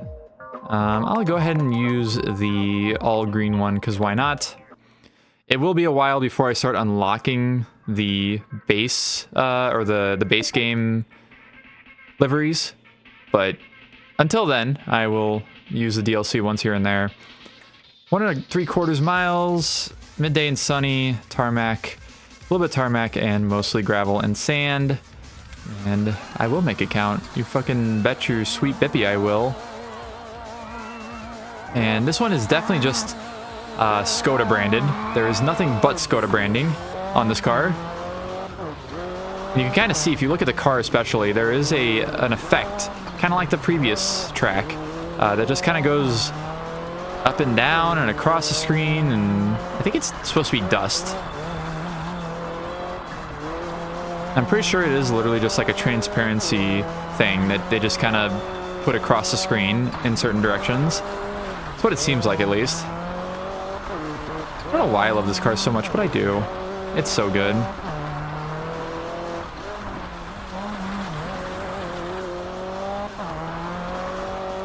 Fram.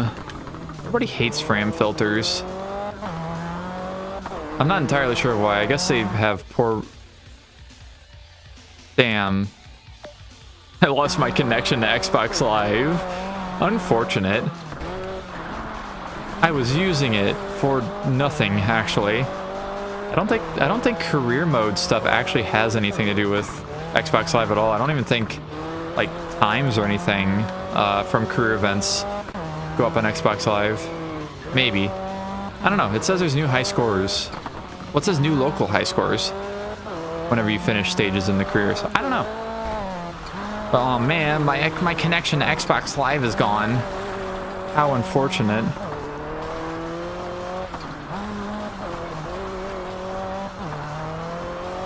On a game that hasn't been online in 13 years up until this year, I'm pretty sure was whenever they re-added it to, or they added it to Insignia. I think it was actually fairly recently, too. This was one of the most recent games that has gotten added alongside like Forza Motorsport and other games I don't remember. Yay, Group A. And I unlocked Crossover Australia Adder. I think that's actually, I think that's the name of a track, one of the snake tracks in Snake Pit in Forza Motorsport 2. Also, we have up to H for crossovers. We have groups A through H, because there's so many. I guess there's 8 total. Two cars per group. All right, real race time. 2 Octavias. Let's go. I heard the Australian accent. Thanks for coming out today, folks. I can't do it. I apologize for my accent that I just did. My very not good Australian accent. To all you Australians out there watching, I'm sorry. I didn't mean to.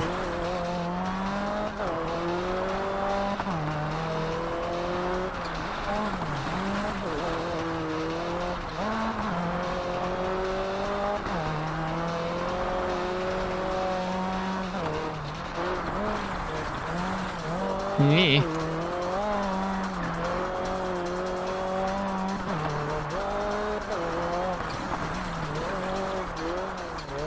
Oh god. I think I can also give this game, although V-Rally 3 also did it well, is the insides of the cars are pretty well detailed. Like, there's a lot of detail inside this car. Unfortunately, that doesn't include like real interior view related things. But you can see inside the car, like there's a spare tire, there's the roll cage. If you look in the front, you can see the seat, so on and so forth. Although V-Rally 3, you could actually like explode the car and open everything, basically. The rear hatch, the trunk, the hood, the doors. Can't quite do that in this game, unfortunately. I don't know, it's still cool. There's a lot of detail in this game that does not go unnoticed, for sure, at least by me. I love the details.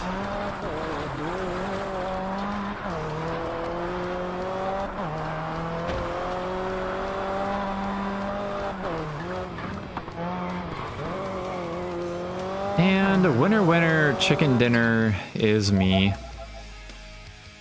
Fantastic run. I deserve the win. I was very far ahead, almost 40 seconds ahead of Wong. Interesting that was Wong this time. exactly 1 minute at checkpoint 2 for me on lap, or no, I guess it is only lap 1 because there was only lap 1. Yeah, and our relatives and whatnot. All right, there we go. Long got 17 points, which means nobody changed their spots in the overall points. Damn. We'll continue. The little Xbox Live thing is grayed out now on the top right of the screen. Unfortunate, because I lost my connection. Oh. But on to another Rallycross event, this time in Great Britain at Hydro Lane. Another track I remember going to many times to fuck around.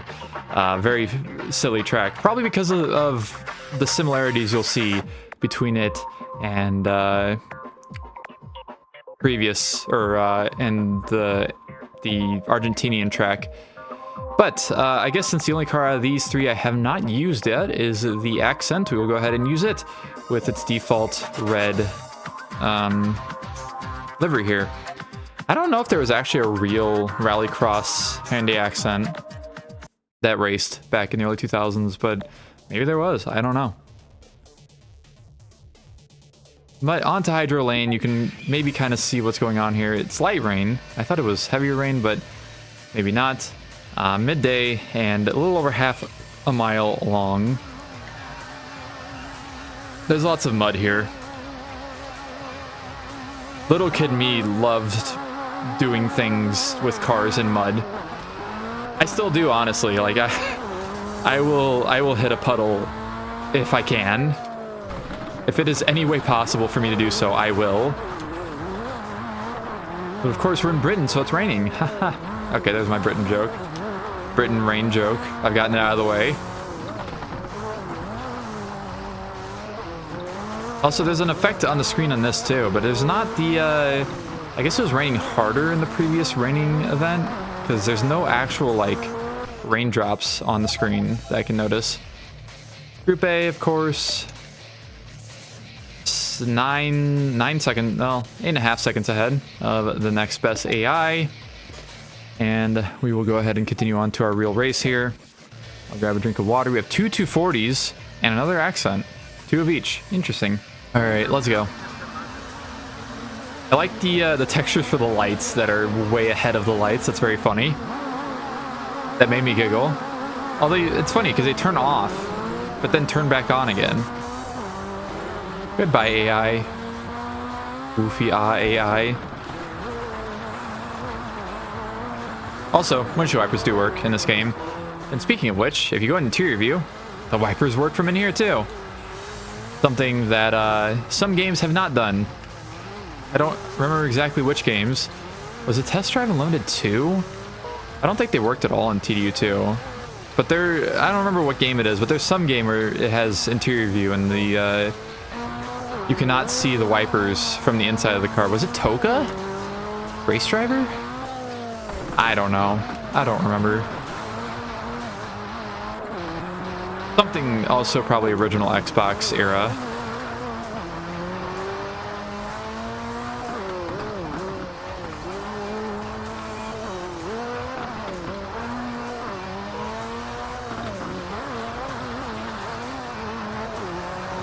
My car is a little muddy.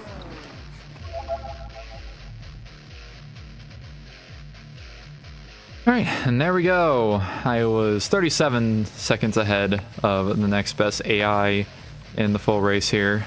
Very cool. And another 20 points for me, believe it or not. Whoa, 240 points. If only I had the Volvo 240. And I should mention, you don't have to do everything in this game, let alone win everything to progress. You only need a certain amount. Like, I just have to finish that now, and I could go on to the final. I could skip all of these, 7 events? But I don't want to, because I am personally going for the 100%. You don't have to. I am. I'm doing it for your entertainment, at least. So that is where my dedication comes from, I guess. And we go ahead and continue on to our next event, going from top to bottom, of course. And it is another crossover at Monte Carlo this time around. which is pretty gosh darn neat if you ask me. And we have our same group of vehicles to use. And I suppose since it's a car I've used the least out of these three, well, the least amount of times, we're going to use the Evo. And might as well use a different livery with it. So we'll go with this like dark gray to light gray. It's basically the factory livery, but not red, I guess. Not red and white. So let's go ahead and get started. And we got 3 miles here, midday and sunny. A lot of tarmac because Monte Carlo specifically. And yeah.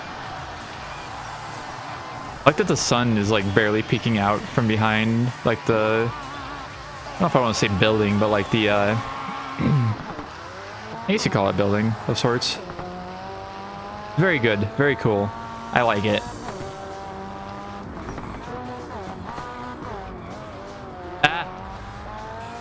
Things are already going wonderfully. In case you hadn't noticed.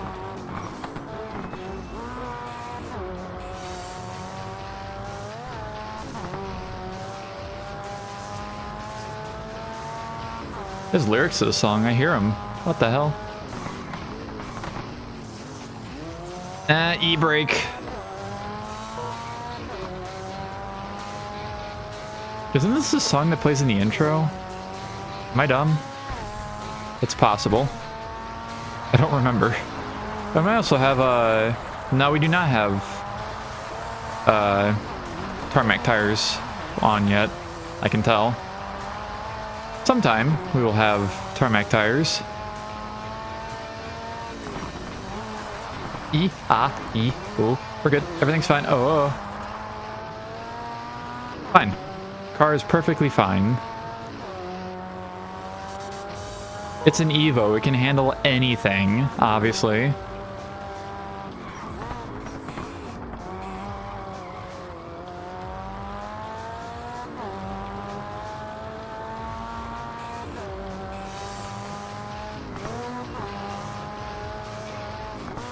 Oh, where does this go? Okay.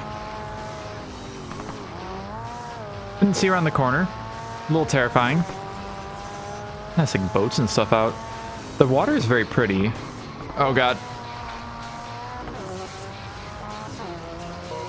This game in general is really pretty though. You know, it's just how it works.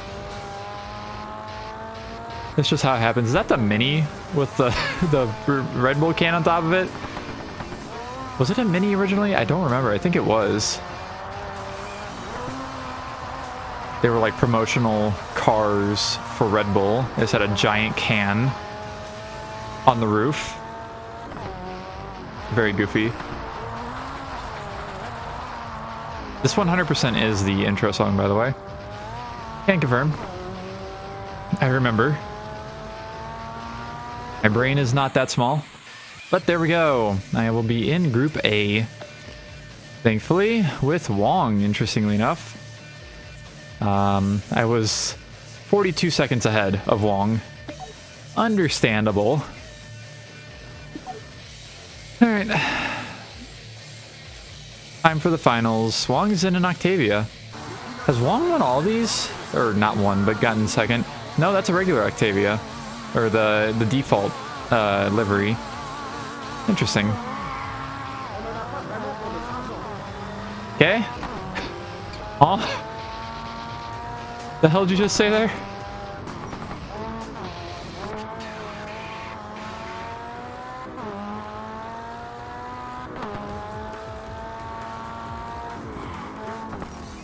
Ooh.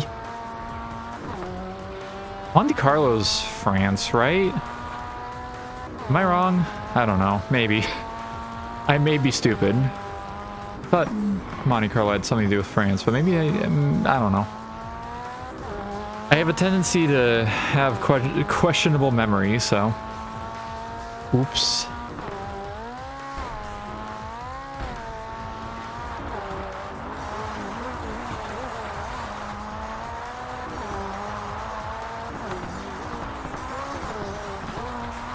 Hey. Do not hit the wall. I would prefer not to.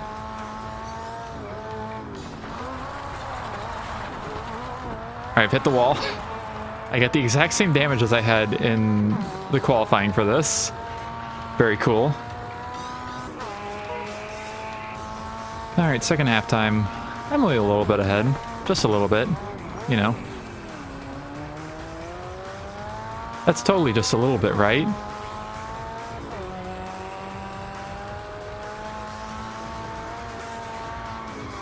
Oh, yeah. We're good. Everything's fine.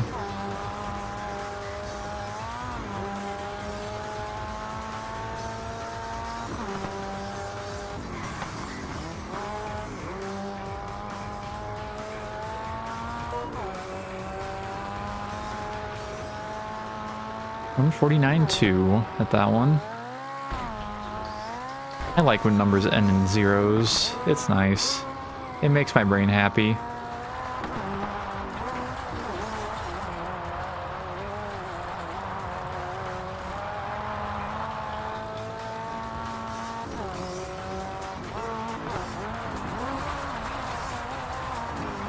Yee. That was almost wall. We're good though. Easy clap. I deserve the win. Yay! The game is being nice to me. A little over 30 seconds ahead of the AI. I went quite a bit faster, speed-wise. And there we go. Another 20 points for me, 17 for Wong. And overall, we do still have these same point standings. Understandable. And we'll continue. Oh boy. It is time for Sweden. I am ready for Sweden. Rally event. Oh, we have 3 rally events in a row. Ooh. I am so ready for Sweden. I love Sweden. But yeah, we have Novice Rally Open this time around. And we are using the same cars again, so I guess... yeah, I guess it's accent time again. So I've used that, so we will use these gray, silver, gray, and blue factory livery. Why can't I think of the word livery half the time? I don't know. But it's time for snow. I love this. This is another stage I would go to a lot, was the shortest Sweden stage. Midday, light snow, 2.8 miles, mostly snow on the ground. Hell yeah. I love snow tracks. There's snow rallies. I'm sure this is probably where I fell in love with it, was this game. Because of course.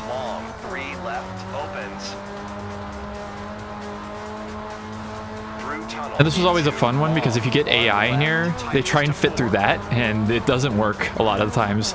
It is not 2 car widths wide. So the AI tend to have some issues.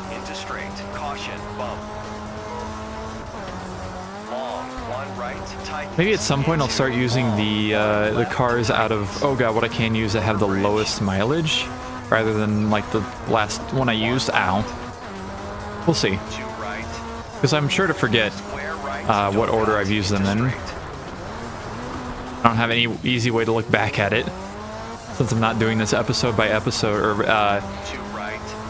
I'm not doing the episodes as in event by event, like other games. I love snow. I am a snow enjoyer. Ooh.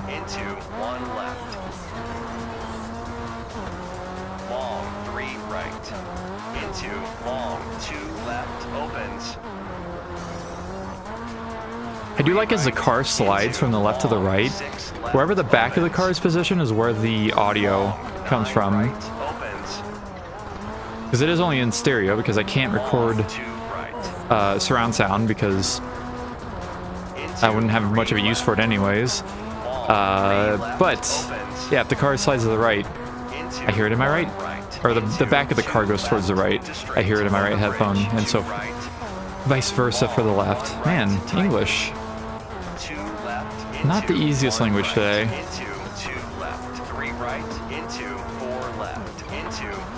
Into? Over crest, over finish.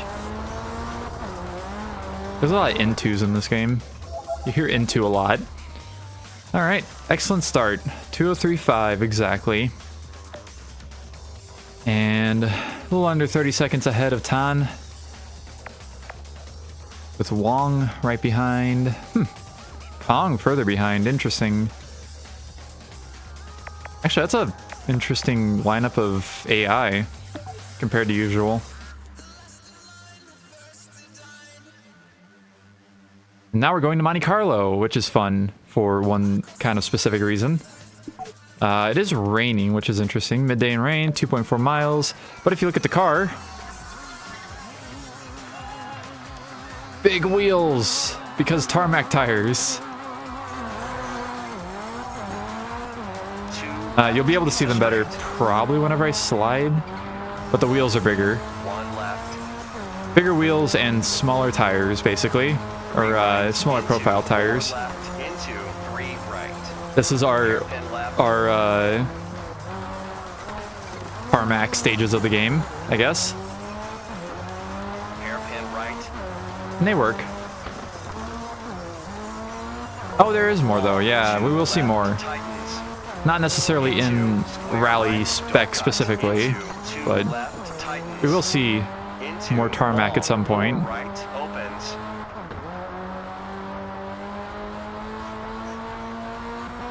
I think this car might be the first car I unlock an alternate livery for, to be honest with you. I have driven it the most already.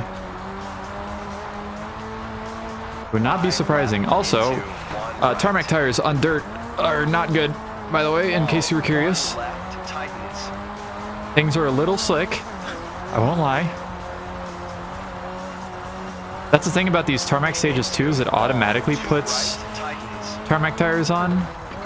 But if you know the stage, and you know you're going to be mostly on dirt, even though it's at Monte Carlo, so therefore it automatically gets these tires, you can switch out the tires yourself in the car settings menu. Or you can do it for fun too, like I'm not going to stop you. You can do it anytime you want to. Well, at the beginning of a stage at least. That's another thing too, is as you're going through the menus, if you have Monte Carlo first or a tarmac stage in general, the car in the menu before you start the race will have the bigger wheels on it, which I always think is fun. All right, there we go. Monte Carlo. First Monte Carlo stage is done. Fairly far ahead, of course. I'm over a minute ahead of second place already. And we go back to Sweden for our next stage, which is Tallbacken. That's how it's spelled. I have no idea how you actually pronounce it. We got morning and clear weather. Ooh. Sunrise moment. Very nice.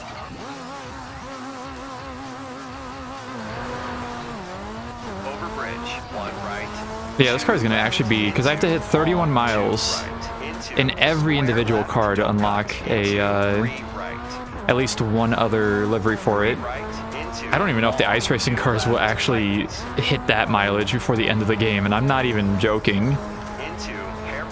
Although I think there may be more ice racing and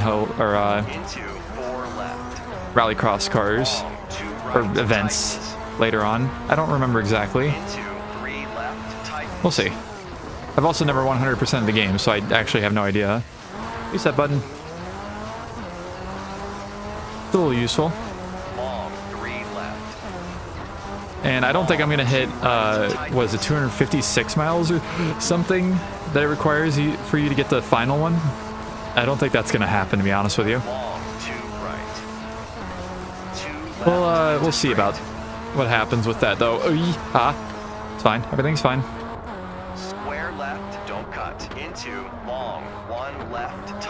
I might finish this game quickly just because of how much I enjoy playing it. I was thinking, I was like, man, it's gonna be long episodes and it's gonna take a while to record each one. But like, I don't know. I feel like this is a game that, due to the sheer enjoyment I get out of it, means I'm going to finish it quickly. Long, 4 right, opens.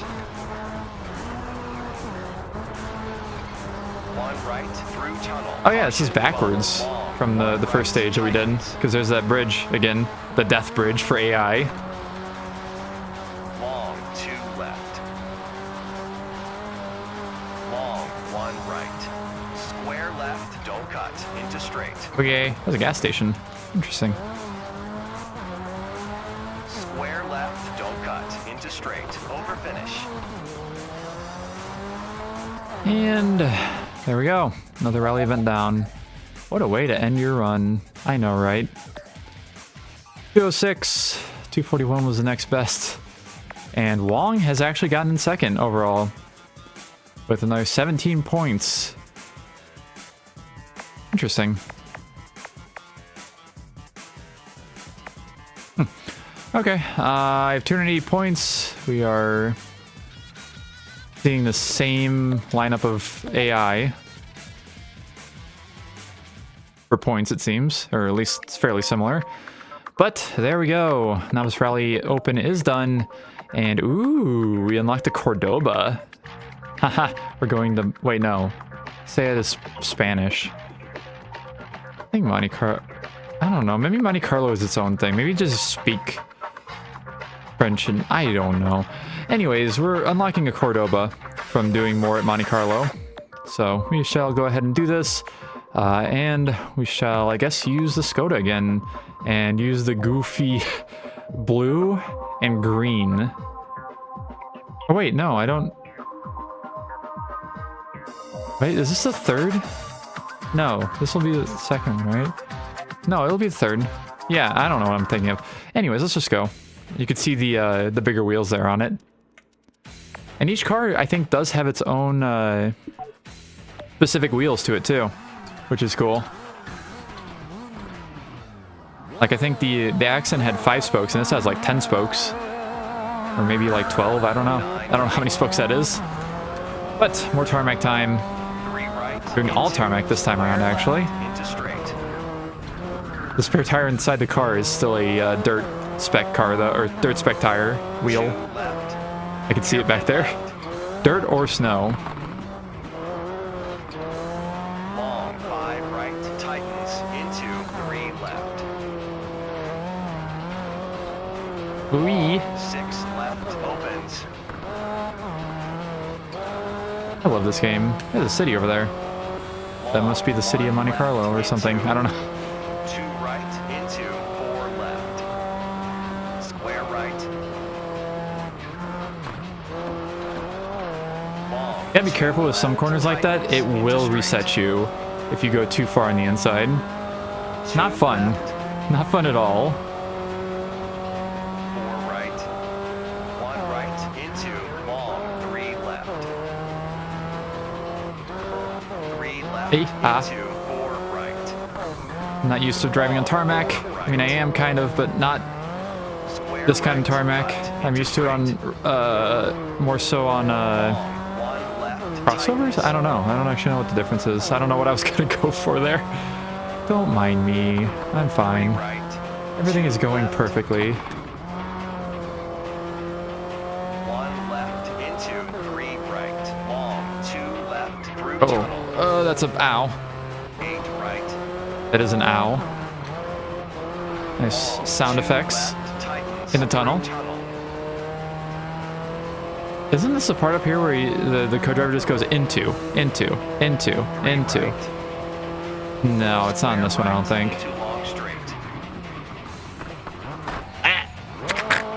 I found a wall. 4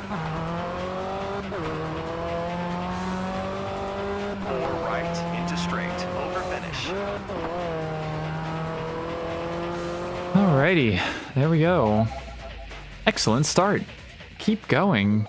Maybe I will. Got 210, 26 seconds ahead of Zuccotti. And on to our second stage, which I think everything I've done actually has been different. I don't think I've driven on the same track twice, besides like obviously the qualifying and then the actual races in those events. I think we have had as much variety as we can so far, which is cool. Because there is a bunch of tracks and stages unlocked from the beginning, so.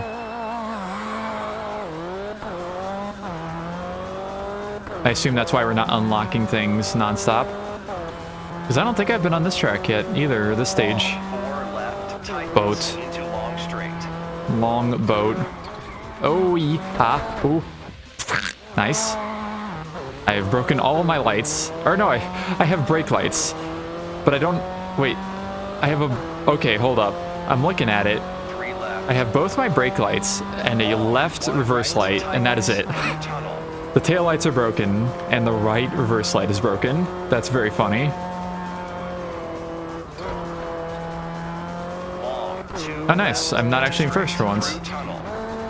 There's what it's supposed to look like if you're, you know, actually by the AI, by the way. Long, 1 right. 1 right into 4 left. Into. 1 right opens.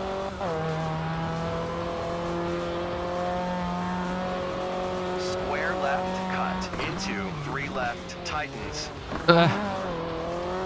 I cut it. It's not a good one to cut. It kind of has a dip.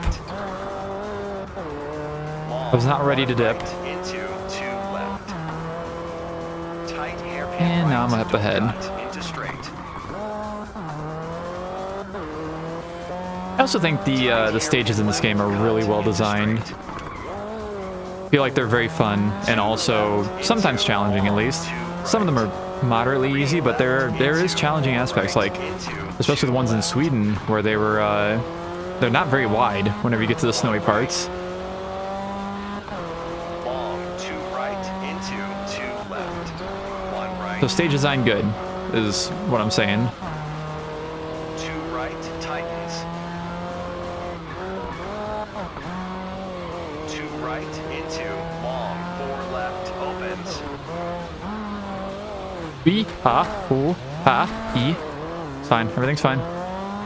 Long, 2 right. Did not into break 8 my left, or did I break my left reverse light? I think I did actually. Damn, that's unfortunate. I needed that. right into straight. Very unfortunate.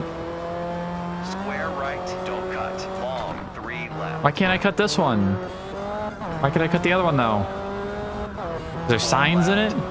What the hell? Oh, oh, he. Fine, everything's fine. Right into 4 left. Everything is going perfectly Right, okay. finish. Oh my lord, please. Get my car out of its pain.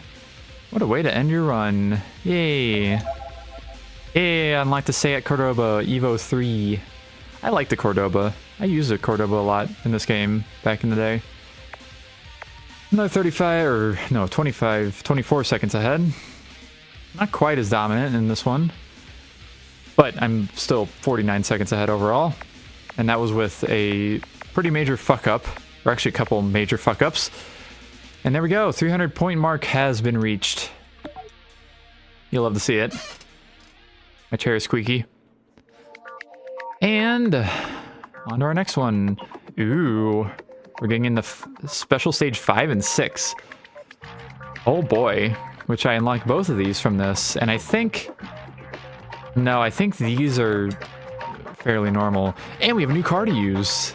Seat Cordoba, let's go. You can see the bigger wheels instead of the little dirt spec wheels, I guess. And there we go. I don't know what I'm saying that to, but we're getting new stuff. 3.17 miles, midday and sunny, mostly tarmac, but a little bit of gravel. Let's see how special stage 5 at Monaco goes, or not Monaco, Monte Carlo. Maybe that's what I'm thinking of. Maybe I'm thinking Monaco is French. Monte Carlo is something else. I don't know. Opens into 2 I'm gonna shut my mouth about it now. New car. into New car. right. And I haven't even used all of the hill climb cars. 2 left. Or I don't think I've used all of the RalliCross cars that I've unlocked either. Maybe I have, actually. Into long 2 right. There's like a lot of cars missing that I haven't used yet. but I've used all the rally cars multiple times. But the rally cars do kind of go into the most different events, I guess. They have 2 instead of 1 for everything else, or one type of event. 3 left.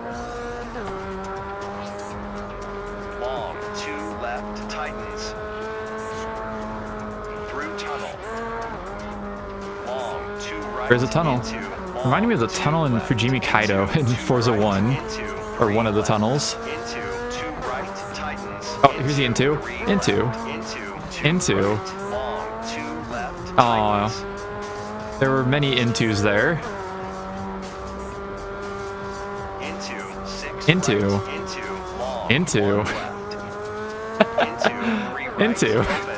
I love it. Into.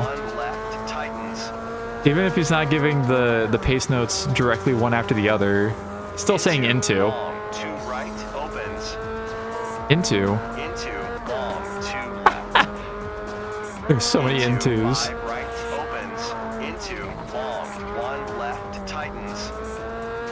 I actually don't remember if the co-driver has the same voice, like the same voice actor, in both of the different pace note styles. Oh boy, this bridge! I want to fly. Oh, I didn't damage my car. So this bridge, funny enough, I don't know if I usually, I think I use it on a different track, because, oh god, yeah, we're on dirt, by the way, with tarmac tires. You can launch your car off of there, and sometimes you can actually drive the car around at the bottom of that, if you, like, land it right. And also, sometimes if you go down there, you will get lots of damage, like, lots and lots of damage. Like, your car cannot continue kind of damage. I'm just gonna do this real quick. Watch me lose this stage. That'd be kind of funny. 3 left into straight. On the tarmac? Yeah. I still won. 245. Excellent start. I have unlocked this track. Monte Carlo. And I was almost 40 seconds ahead on our first stage, and we shall continue on to our next one, which is, ooh, heavy fog. Mostly tarmac still, but a little bit of gravel. 3.33 miles. It's 1/3 of 10 miles. Exactly. Fog moment.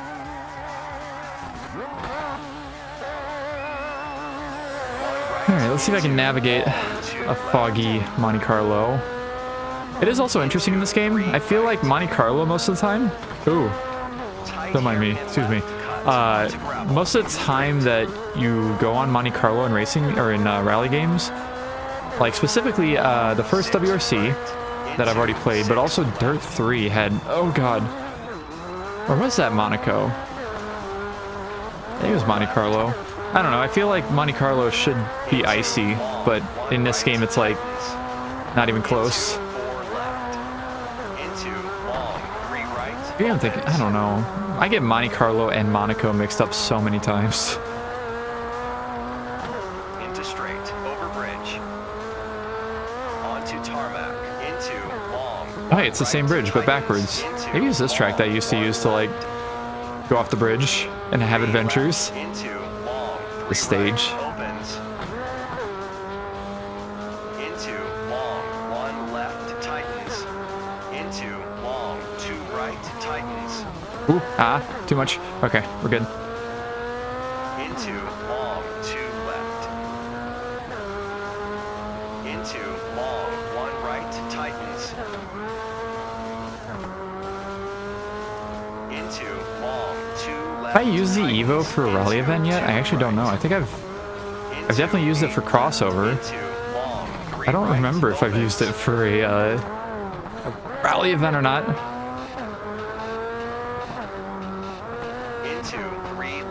Into.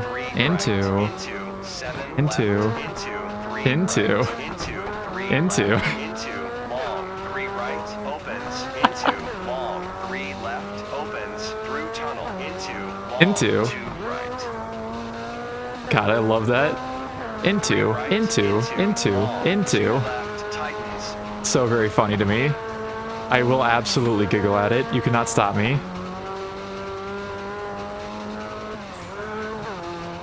Hairpin right. There's a lot of dirt on that hairpin. 2 left.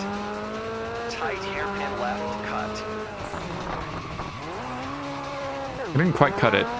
3 left. Into I kind of long, went in 2 too late or left, turned too late. tightens. Into long, 2 left, tightens. 1 right, into long, 1 Into. hairpin right. I think the thing about it is they use the same the same voice clip for all the intos. There aren't different intos, and they all sound the same. All right, there we go. What a way to end your run. And I've unlocked this stage. So there's our first, I believe the first SS5 and 6. I don't think I even touched SS4, which is kind of funny. 320 points total. And yeah, our points seem about the same as they have been. But let's continue on to our next few events here. Starting with another rally, which I can use my Evo for, actually. Yay! And I can unlock SS4 Lower Parkton and SS4 Millington 1. And that's it. So we're going to Britain, Sweden, and Australia, all in one event here. Going all over the place. Yeah, I guess I'll use the Evo, because why not? And I've used that, so we're going to use the green. This very green livery. I like that they're called skins. It's kind of funny to me. Ooh, heavy rain time. 5.15 miles. The British stages are all pretty long, like mileage-wise.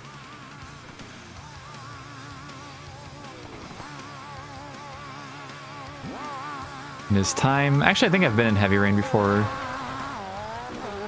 Maybe it was like regular rain. I don't know. My wipers are going faster though.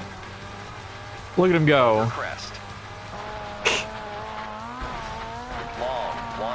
I love this game so much. I will say that absolutely too many times throughout this playthrough, but it is as true as it can be.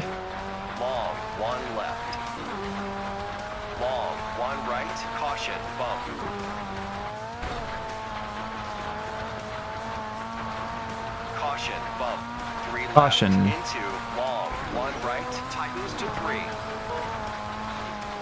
Long, 4 left.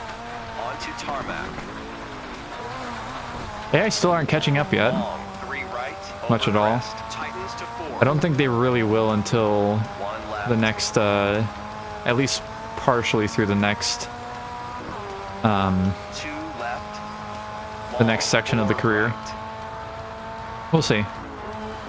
I don't remember how far I got with the old one, or the Let's Play account, or save data. 1 left, tightens to 3. I think it was like 1,100 points total, so maybe through the first 2 sections? I don't know. Hairpin left, over crest. Maybe I'll look at it. I don't remember.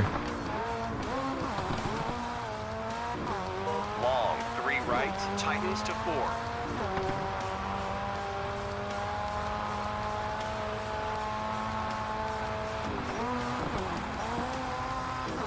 Left, over crest. Long, 3 right, tightens to 4. This is a very generic song, but you know what? It works. Caution, bump. It's very 2004. 4 left. Long, 3 left. It's so crazy to me that this game is going to be 20 years old.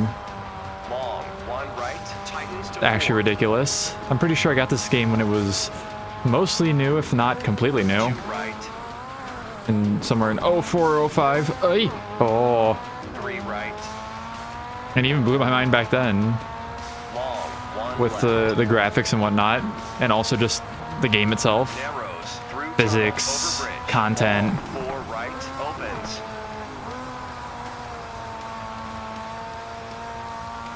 Long, Remember when games 1 used to come out left, in like tightens May? to 2. Forza game. The first two Forza games came out in May. This game came out in May. I don't remember. I can't think of any others off the top of my head, but it is interesting that there's so many games now that release at like holiday times. Excellent start. And I've received SS4 for Britain. Millington 1. Oh boy. There we go. And we will continue on to Sweden for our next stage.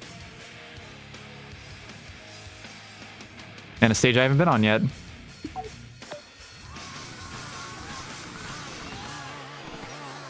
Green. Evo is very green. Square right. Long. Alright, now we're into Sweden stages I haven't done yet, or don't remember specifically. One left. Like the first two I can kind of remember, but like this one and anything past this, nope, I have no idea. One left.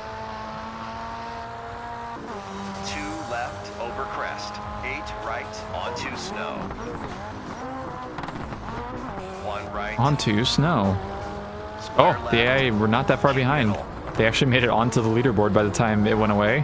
One right, keep middle. Two right. Long. Two left, tightens to 3. Keep middle. 3 right, into 3 left. It's also so hard to see, oh god, where the track goes. 3 left, into long. The view distance definitely isn't the furthest on this game, that's for sure. Things pop in a little late. Not like super bad. I mean, unless you're like going 160 miles per hour in a hill climb event, you might have issues with it, but I was definitely noticing it still. Like, it's not bad though. It's like not that noticeable. You look at a game like Test Drive Ferrari Racing Legends, which I'm also still playing through, that has really bad pop in that is very obvious.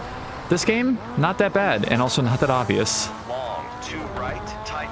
I think that the part of it not being that obvious is the part that's saving it. Making it not look that bad. Because like you can look up ahead of me. And the darker, oh god. Nice. The darker part of the road, so like the part that I'm actually, the road part, it kind of fades into existence.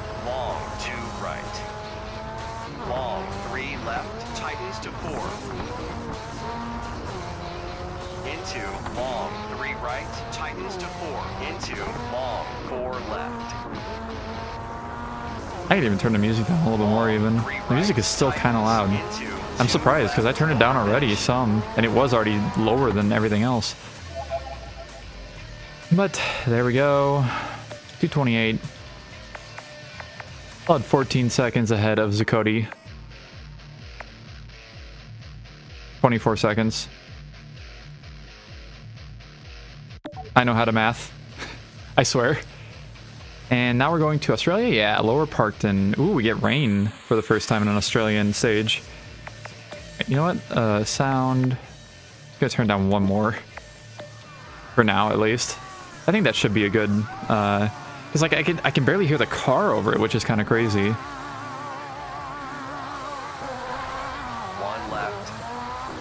Over crest. And I feel like the car audio is more important for what I'm doing than the music. But I want the music still as like, just... there in the background. Caution, bump. Long, 2 left, tightens to 3. Square right, keep left. 4 left, into 4 right. Caution, jump, over crest. 1 left. I think some songs are also louder than others though. 4 right, opens. Ooh-ee. Long, 2 left. I like the people with the umbrellas too. Very nice touch. It makes sense that some people, at least some people, would have umbrellas at a rainy stage like this. Long, 3 right, tightens to 4. Long, 4 left, over crest, opens. Caution, jump. We 3 right, into have a medium length sector, then a long sector, then a really short sector, and then another long sector. 3 left. Again, 2 right. they didn't really, Square there's no right. consistency Don't with cut. that Onto in this gravel. game. Long. 3 I wasn't paying right. attention. Over I'm good. crest. Fine, everything's fine. I don't need to pay attention, obviously. Long. 3 left. Opens. 3 right. Into 6 left. Caution. Bump. Into 3 left. Long. 4 right. Opens. It's an awkward little section of stage right there, too. 3 left. Tightens to 5. Wee. Into 4 right. Into. 4 left. Into 8 right. Into. Long. 2 left. Over bridge. Caution. Jump. Tightens to 3. Wee. Caution. Bump. Long. 2 right. Over crest. Tightens to E. 3. Caution. Jump. Long. 3 right. Opens. Wee. Over finish. Yay, I did it. Alright, what a way to end my run. Lower Parkton has been unlocked. There's a Roo on there. 40 seconds ahead in that one. 40.2 roughly. And Skoda came in second. Tan, Wong, and Kong after that. And there we go. 340 points. We are getting close to completing this first section, actually. We only have a few events left. And our next one up is another ice racing challenge event. So we unlock the Beetle RSI and this track, Pines. Interesting. Yeah, I haven't even used all these yet. All right, 306 time. Let's go. Time for the Peugeot. Time for Franche, even though last time I used Franche because it was a Renault. 1.2 miles, blah, blah, blah. Nope. The Maple Leaf. What a Canadian sounding place. I like Canada. For many reasons. Wait, why is that like that? Is my game scuffed? Okay, so you notice, especially when I hit my brakes, there's like lighting below my car. Okay. No, it's still doing it. I don't think it's a reflection of any sort. I don't think it should be. I think there might be something a little broken with this car. Or with the game at the moment, because I don't think it's supposed to have lighting effects down there. You can barely see it though, but I can see it. And plus, it's not like it's that dark anyway, so it wouldn't be reflecting on the ground, I don't think. Interesting. B. Definitely haven't noticed that with any other car yet, including on nighttime stages. Interesting. We.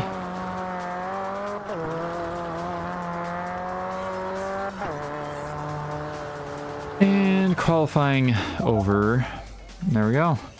I got a new local high scorer. Group A. And I've unlocked a track. Pines. And 17 seconds ahead of Tan. Very nice. Kong got really far behind. 8th place. Damn. Alright, next. Actual race time. We have 3 306s and a Beetle. Nice. Let's go. Yeah, let's get this race started. Let's get this race started, bud. Don't worry about it.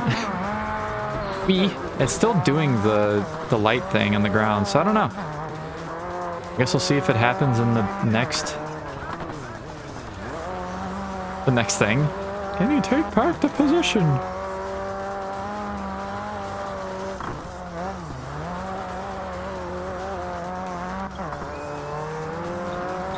Probably not. I don't think anybody's gonna pass me from here on out. I feel like that is not a possibility. Okay, sponsors. There's a lot of big name sponsors in this game. Valvoline, Olin's, Pirelli is the yellow one. Okay, I see. Mustard and ketchup. We got Fram. What else did I see? I saw something else too. I saw Nope.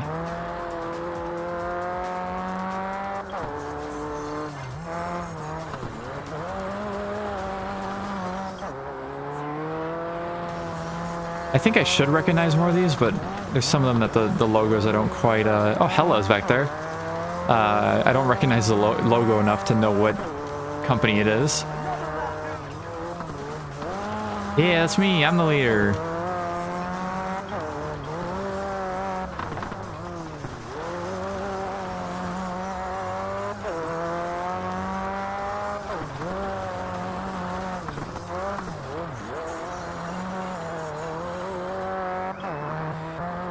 I love this game.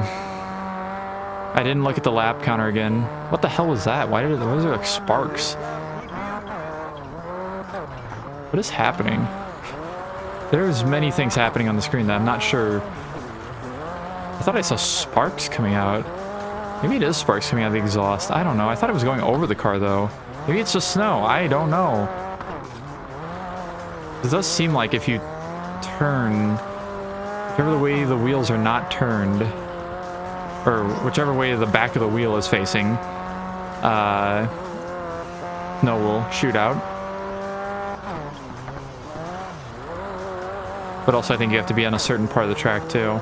Well, maybe not, because I saw some there. I don't know. I don't know what the hell's going on.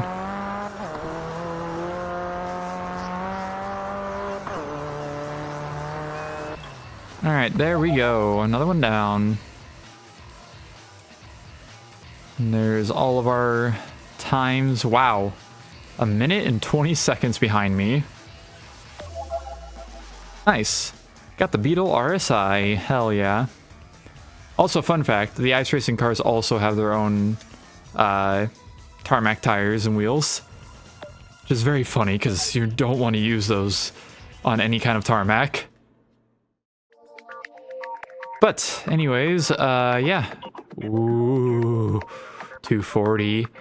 Alright, on another RallyCross, AmeriCross Finals at the pool in America.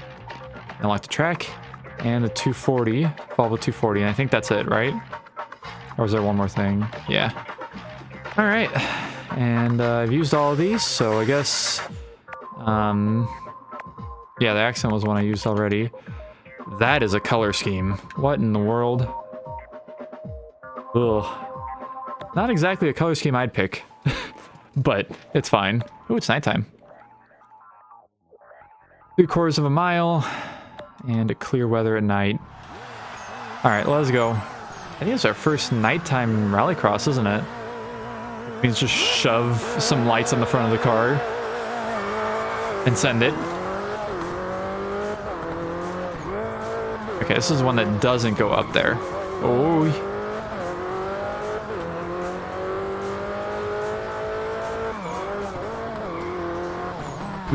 Oh.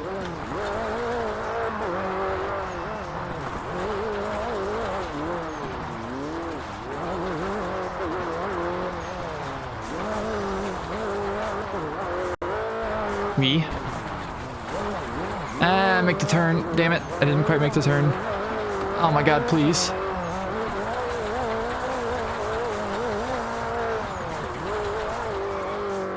Rallycross cars can accelerate pretty quickly. I can definitely see that. Group A. Yay, I've unlocked the pool. And I was 12 seconds ahead of the next best AI. Let's go. There's 3 RS200s versus me in my Evo. Okay.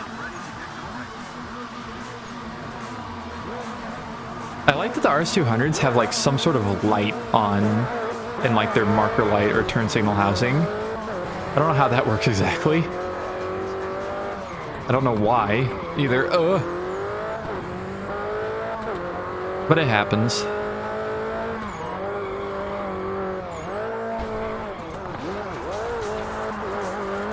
Oh, I thought I was gonna flip over there. You absolutely can flip over in this game, and I'm sure I'll do it at some point. Because it is not the hardest thing to do. Although the game does seem to try and stop you from rolling over a lot of the time. Not all the time, though. There's some pretty spectacular wrecks that happen in this game. Oh, excuse me. Another? That was my first lap, you dingus.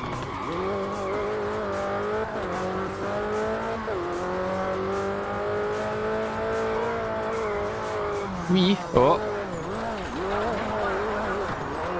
A new lap underway for everybody except for me. I'm already over halfway through the second lap. Wee. Ah. Go.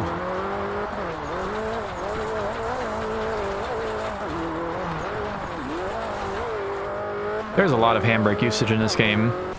It's actually kind of hard to break the tires loose. Sometimes at least. But there we go. I are almost a minute behind again. 18 seconds off of it. Yes, I love Volvo 240 Turbo. 20 more points for me, and then Han, Zuccotti, and Wong following me up. All right, Tana's over 300 points, 301. And even last place has 29 points now. Have I done 29 events? I actually don't know how many events I've done. I have to divide it by 20.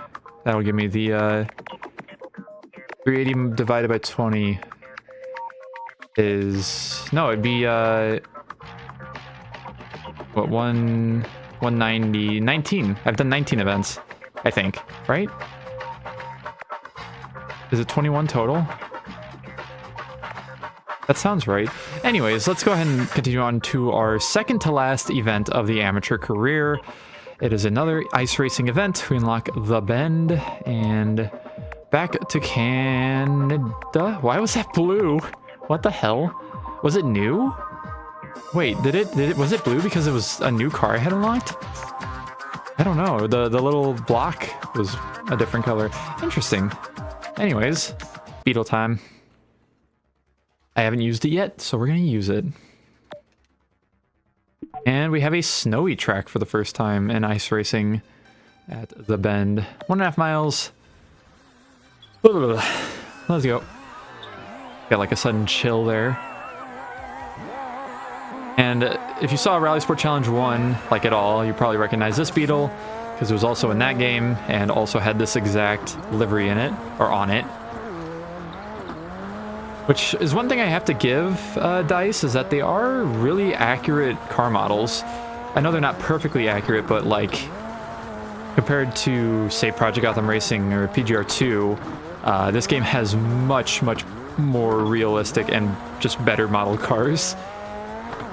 Even RalliSport Challenge 1's cars were very detailed as well, but you can really tell if you either emulate the Xbox version and jack the resolution up, or play the PC version and have the resolution up, because there is a PC version of that game.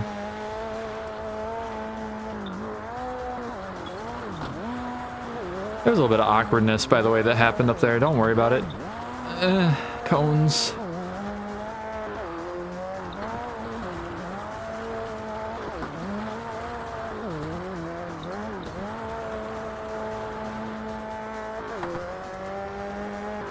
It sure is snowing. I like the snow effects, they're nice. It actually looks 3D as well. I'm going to assume that it probably is. I'm pretty sure if you stop, it is like perfectly just falling down straight as snow does. But when you're moving, it looks like it's coming at you because you're coming at it. Like a no-you thing.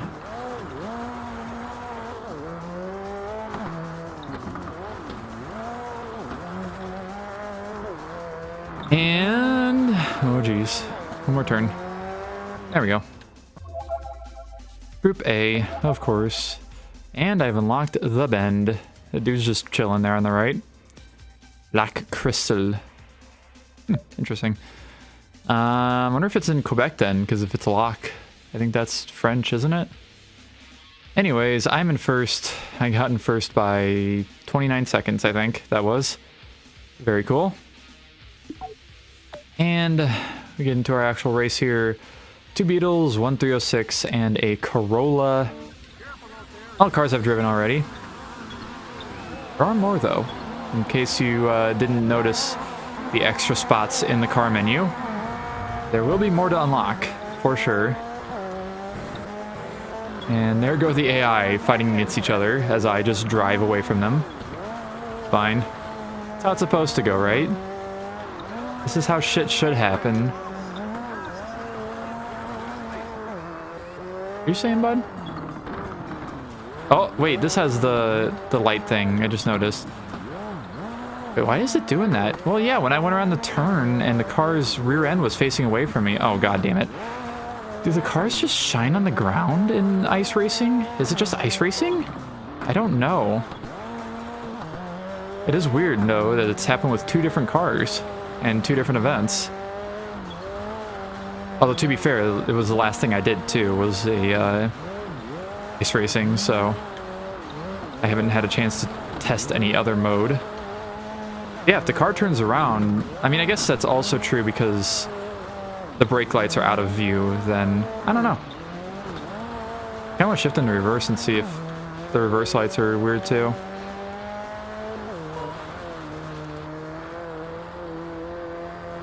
Maybe I will, maybe I won't.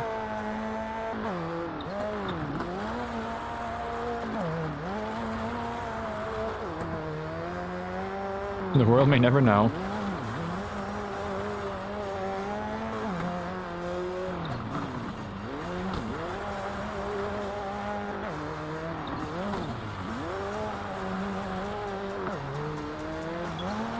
This is one of the longer tracks too. Almost 2 minutes a lap, which is quite a bit for ice racing. Although I think these cars are very much slower than the rallycross cars, so they take a lot more time to cover the same amount of distance. And also they have less traction, of course. Even on mud, rallycross cars have more traction than the ice. This lap could be important. I love the announcer. I have never listened to the announcer before in these. Very much appreciate the announcers. This turn is so awkward because you're sliding one way, but you have to turn the other way, and if you hit your brakes, your car automatically slides more the way that it is sliding. So it's like the opposite of what I want. Hey, you know what? Does it do it so? No? I don't know. I didn't notice anything. Oh, it's also ice. It's fucking wide anyways. I don't know. Forgot to look at the lap counter again. I always remember on lap 2 to look at the lap counter. I need to look at it on lap 1. Or maybe when I'm editing I'll pay attention to it. Because then I just can figure it out easily. Instead of being very stupid about it. I haven't really crashed this car, have I? I've been keeping it pretty clean. I don't think it has any damage. Look at me, professional ice racing driver. Totally. It also helps I've played this game a lot. And even though I haven't played it in a long time before this, I've still played it a lot in general. And I'm sure I remember some things. There we go, came in first. Yeah, only 27 seconds ahead of second place. Only. And there we go, my 20 points on Zuccotti and Wong, of course. The 4 powerhouses of this game, it seems. 4 points, and we only have 20 more points to go in one final event for the amateur career, at least. And it is another hill climb event. And, ooh, I forgot you unlock... Yeah, so the GT70 is unlocked with this. And we'll also unlock License C. I saw it there. And we are at Canada again, but Canada hill climbs. So we have Jackknife, Base, and Ridge. The spelling of that was weird. I guess, yeah, I haven't used the Evo, but I've also used a different Evo, so you know what? We're gonna go with the Audi. Audi Quattro S1, let's go. And fun fact about this location is it's all tarmac. So this is the other tarmac only stages of this game, or mainly tarmac, I guess. Because Monte Carlo is mostly exhaust. That's cool. But now we get to do more hill climbing, which is always exciting. And I honestly love the jackknife tracks so much, or the stages. They're so good.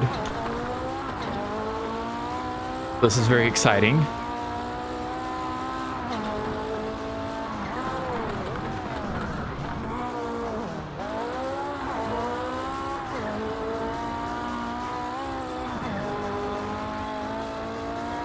You can easily fly to your death in these two. If you go a little too fast and don't make a turn in time, you will fly as far as possible.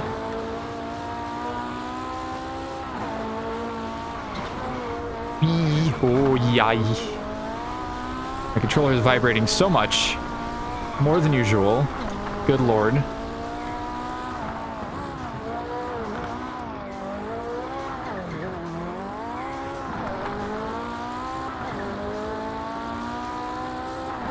And this is a fairly short stage one, at least.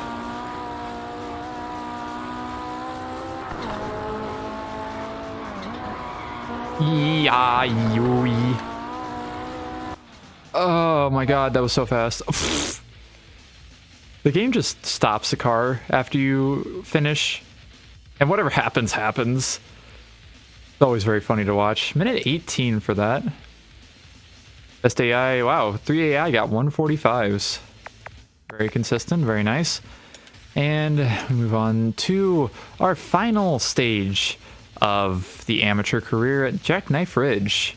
And we have sunset times, looks like, and clear weather, 1.75 miles. I don't know why I keep trying to say things weirdly. There's a hill we just came down at the very end of the last stage. It's not as detailed as it was there, but you know, it's fine. We're not going that way anyways. Street lights are on, which is very cool. Very fun touch.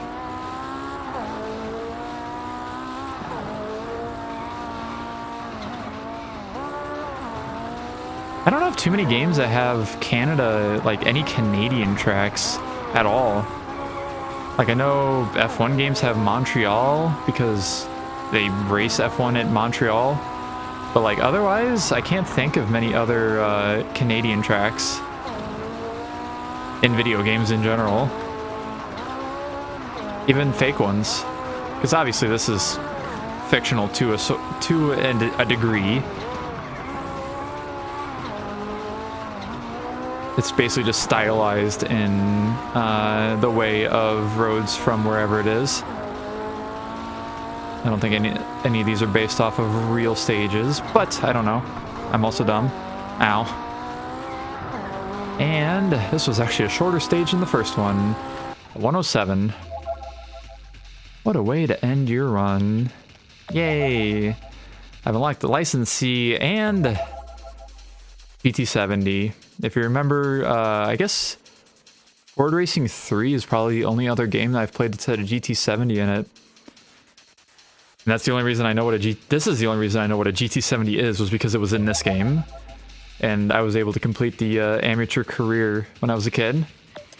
And there we go, amateur career has been completed with a perfect 420 out of 420 points. Which is actually kind of topical because, yeah, I'm recording this on April 20th. So, 420. Happy 420. Even though for you, it's May. Because nobody else will see this until May. But that's a fun little fun fact for you. And the background had to take a second, but it did change color. We now have a kind of goldish, I guess bronzish color maybe in the background. But there we go. That is one section of the career fully done. And yeah, so we've done 21 events, 420 out of 420 points, and I've unlocked 23 out of 23 things I can unlock. And next up, we head to Pro, I guess. Try for the B class license. Ooh.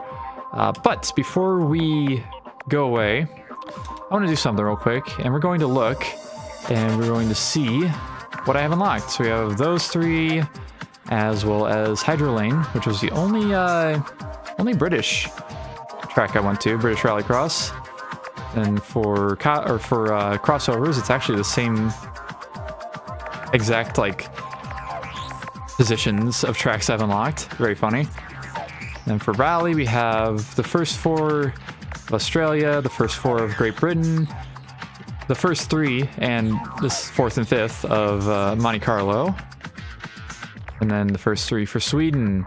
Hill climb, we have 3, 2, 2, and finally ice racing. We've unlocked all of the Canadian tracks, and we haven't been there yet, so we will see that probably in the next segment. But what I want to do, actually, because I want to dick around for a second, I want to show you that, yes, the ice racing cars do get their own tarmac wheels and tires, which is very funny to me. But yeah, here's all of our cars we've unlocked: the Hyundai Accent, the Skoda Octavia, Mitsubishi Evo 8, and the Seat Cordoba. Then we have the Corolla, the Megane, the 306, and the Beetle. We have the Evo 6 Accent, RS200, and the Volvo, which I unfortunately have not been able to use yet. And for hill climb, we have the Evo 6.5 RS, the Peugeot 405 T16, gotta love that car, the 22B, which has actually kind of nice wheels for hill climb spec, and the Audi Quattro. And then finally, I'm going to show off the Ford GT70, which also has its own color schemes that you can apply to it, including some DLC ones. Unfortunately, there's not really much in the way of opportunities to use this class of car.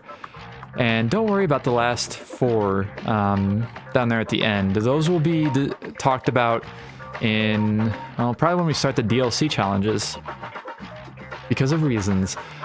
But that will conclude this first segment. What is Xbox Live doing? Oh, I know what it's doing. Yeah, if I set the rules to Xbox Live rules, it's green. And if I set it to no Xbox Live rules, it's red. Interesting. On the top right of the screen. But that will conclude this first section of RalliSport Challenge 2. And yeah, there is one whole section of the game done out of 1, 2, 3, 4, 5, 6. 1 out of 6. We're just scratching the surface too here. We're cooking. Let me cook.